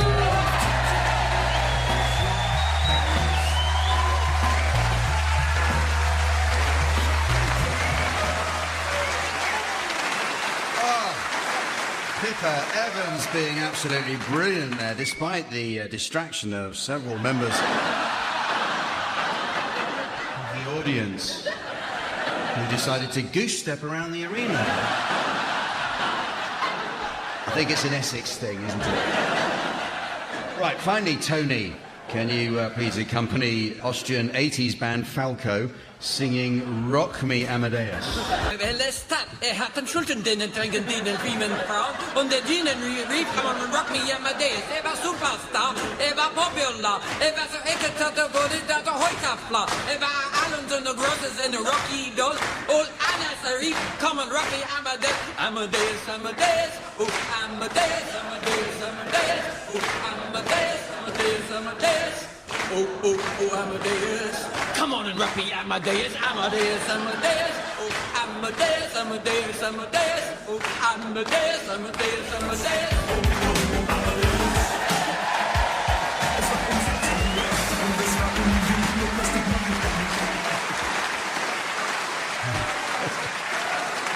Thank you, Tony. Okay, time for some acting now in the miming round called Sound Charades. This is based on the old TV favourite Give Us a Clue, a show that featured Mime Master General Lionel Blair. And, Lionel recently accepted an offer to appear on the 35th series of Who Do You Think You Are? Or, as it's now known, Who Do You Think Pulled Out? Tim and Pippa, You're to start, please, and your title will shortly be displayed to the audience via the laser display screen. And for listeners at home, here's the mystery voice. Poldark. Poldark. It's television and it's one word and it goes like this. Knock, knock. Hello? Oh, I'm sorry to bother you so late at night. I'm from Ipso Mori, the research people. I wonder if I could ask you how you intend to vote in the forthcoming election. Well, certainly. Well, after a lot of thought, my wife and I have decided... Oh, well, wow, what just happened then? Oh, that'll be a power cut. Well, do you mind if we carry on anyway? No, not at all. Thank you very much. The end. I'm groping and fumbling here, but the listeners can't see that. Yeah, I'm not enjoying it much. Well, the power cut. Things would go dark, wouldn't they? They would, yeah. And, dark pole? No, hang on. Pole dark. Okay. Well done, Barry and Tony. Your title's now being exhibited on the laser display board. And once more, the mystery voice for listeners at home. Crimson Peak. Crimson Peak. It's a film, 2 words. Hamish! Angus, you'll have had your tea. Och, I need something stronger than tea. I've just seen Mrs. Nocty's chihuahua.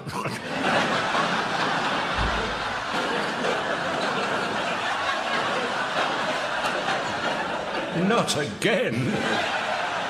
I just popped into Kiltsaras for a sporran upgrade, and there she was, bold as brass. With her chihuahua? The poor wee thing. She's dyed it bright green.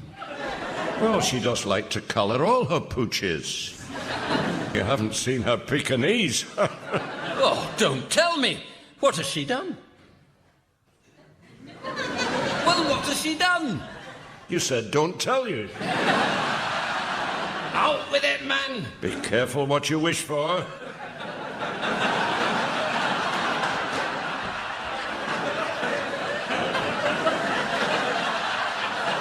What colour has she dyed her Pekingese? Bright red.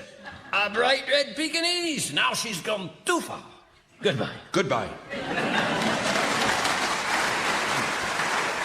It's obviously set in Wales, but I don't know. Well, there was dogs, wasn't there? There was dogs, little dogs. Little Scarlet dogs. red. Scarlet red. Crimson, perhaps? Crimson. Not Crimson Peak, is it? Well, it's now time to play the game called Mornington Crescent.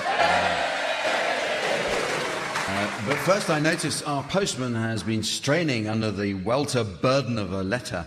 It comes from Mrs. Trellis of North Wales. Mrs. Trellis writes, Dear Kevin MacLeod, I have a solution to that problem you have on Grand Designs where every couple overspends their budget 45 minutes into the programme. Just keep it to 30 minutes. Yours sincerely, Mrs. Trellis. Okay, well, in honour of Colchester's long history as a garrison town, we're going to play the military version of the game. So remember, teams, a player may outflank an opponent on the diagonal, but only if preceded by a frontal assault. Pincer movements count double, and any player formally encircled may employ their trebuchet. So, Tim, you can start. I start with Green Park. Oh, well, diagonal, I think I can now. Queen's Park. No helping, please, audience. Can I go round the outside down to Waterloo? Is that a frontal assault? I thought it was a pincer. No, it's actually neither a pincer nor a frontal assault. So I'm not formally encircled, though, am I? No, you're not yet. No, so I can go Stratford East. Stratford East. Thank you. You've obviously never played this game before. Dollis Hill? Dollis Hill, so you're obviously setting up an ambush. Oh, don't tell them.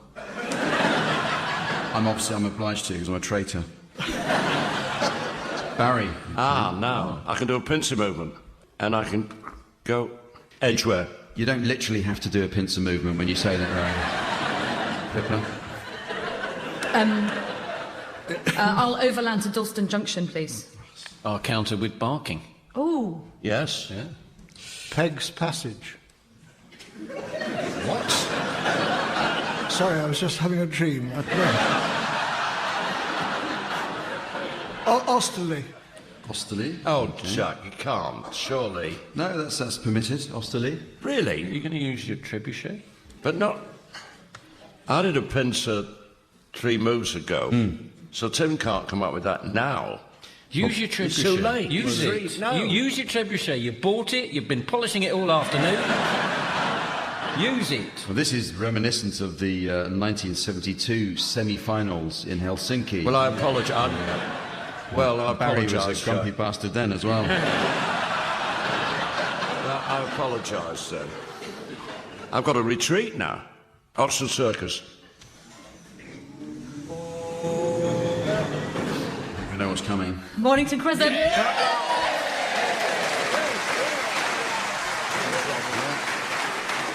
Unbelievable. Amazing, Pippa. Is that the first time you've played on the show, isn't Yeah, it? Which yeah. is a remarkable feat. There you go. Thank well, you it's so just much. goes to Brilliant. show you get someone with actual intelligence and not on medication, and they can find their way quite easily. Okay.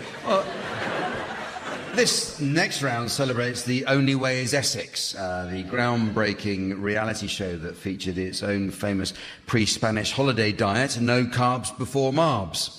This is based on the original Barry Cryer diet, no Stella before Marbella. Okay, teams, I'm going to read to you the words of a renowned local celebrity from which certain key passages have been removed, and your job is to fill in the missing bits. And the local celebrity in question is Joey Essex. Yes. This Friday, I got my mates round, Dan, Jamie, Mitch and Steve. We watched a film. Back to the Future was my favourite when I was a kid. It's so sick. Imagine if you could go back in time. You could have a little chat with yourself when you were younger. I'd go back to when I was 2 and I'd be able to tell myself... This is as clever as you're ever going to get.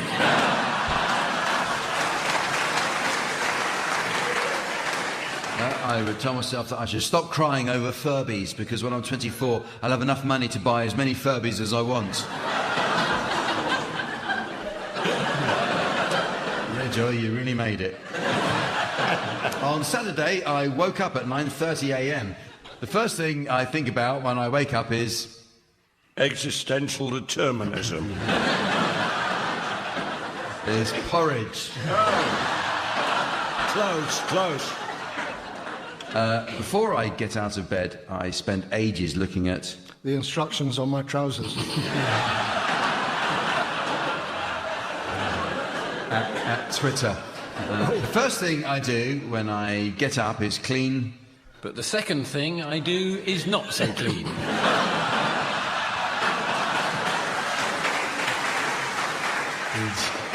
Clean my teeth.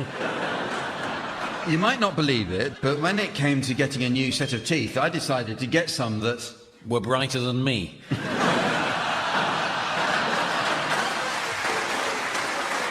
It looked a bit more natural.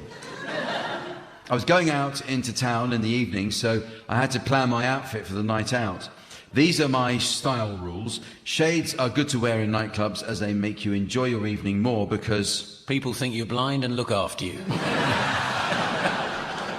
Because you can't tell what's going on and can't get hassled. In fact, that's what I said. Fame is weird. Girls will come up to me and say, "Oh my God, I love you," or "My mum wanted me to tell you that she loves you." I always say, "I'm Barry Cryer." I always say, "No way, seriously." I've got a code language I use with Dave, my agent, if it ever gets too much and I want to get away from someone. I ask him to get me an... Widdicombe. An apple juice. I love man bags and have loads of them. D&G, Prada, Gucci. I don't know how I lived without a man bag. Sometimes I wear one in the house when I'm... incontinent. when I'm cooking. If I go out without a man bag, it's like I'm... a grown-up. like I'm missing something. I think I'm a good age at the moment because it means I can date girls of 27 or 28, but also... maybe even a slightly higher IQ. also younger ones like 23. Having a surname like Essex usually helps when I'm... lost. when I'm talking to people. My first pet was Tiddles, my... goldfish. My cat. Once by accident I nearly... spoke sense. nearly broke her tail in the patio door. My dream house will have 2 giant massive gates, one on the left and one on the right, and in the middle a big... gap so you can get in. A big roundabout. The house will have a medium-sized front door, thick and... wooden, like me. thick and wooden. I was trying to remember who is in our royal family the other day.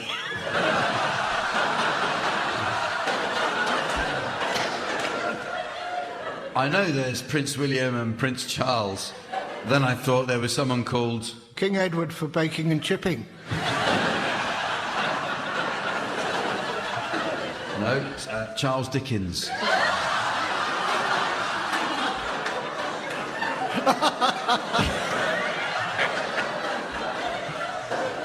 The things I learnt on I'm a Celebrity, Get Me Out of Here are submerge means underwater. A punchline is the end of a joke. Cabbage and lettuce aren't the same thing. It rains on purpose in a rainforest.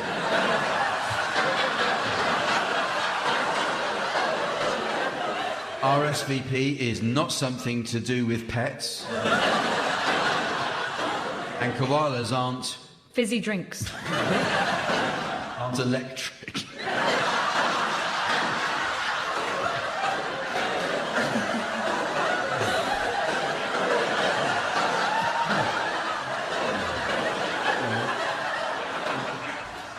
Well, anyway, it's very nearly the end of the show, but there is just time to fit in a quick round of cheesy songbook.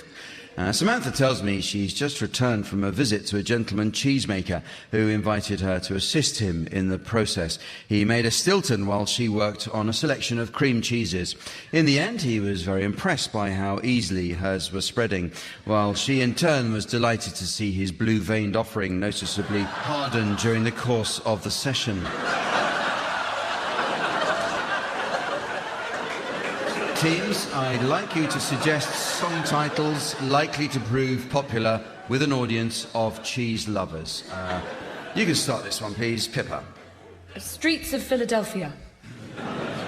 Harry. Cheese, release me. I quiche a girl and I liked it. Ding dong, dairy on high. I should have known feta. Ricotta, get out of this place. Killing me souffle with his song. The Way We Were. Air on a cheese string. Anything by Dairy Lee Lewis. Edam and the Ants. Ry Gouda. Mozzarella Fitzgerald. Well, leave them wanting more, as they say.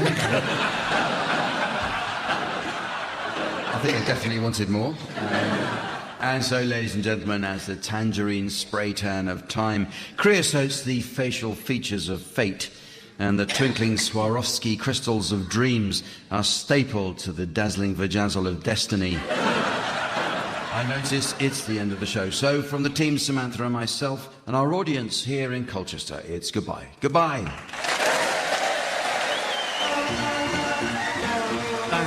Tony Hawk's Tim Brooke-Taylor and Pippa Evans were being given silly things to do by Jack D, with Colin Sell setting some of them to music. Programme consultants were Ian Pattinson and Fraser Steele, and the producer was John Naismith.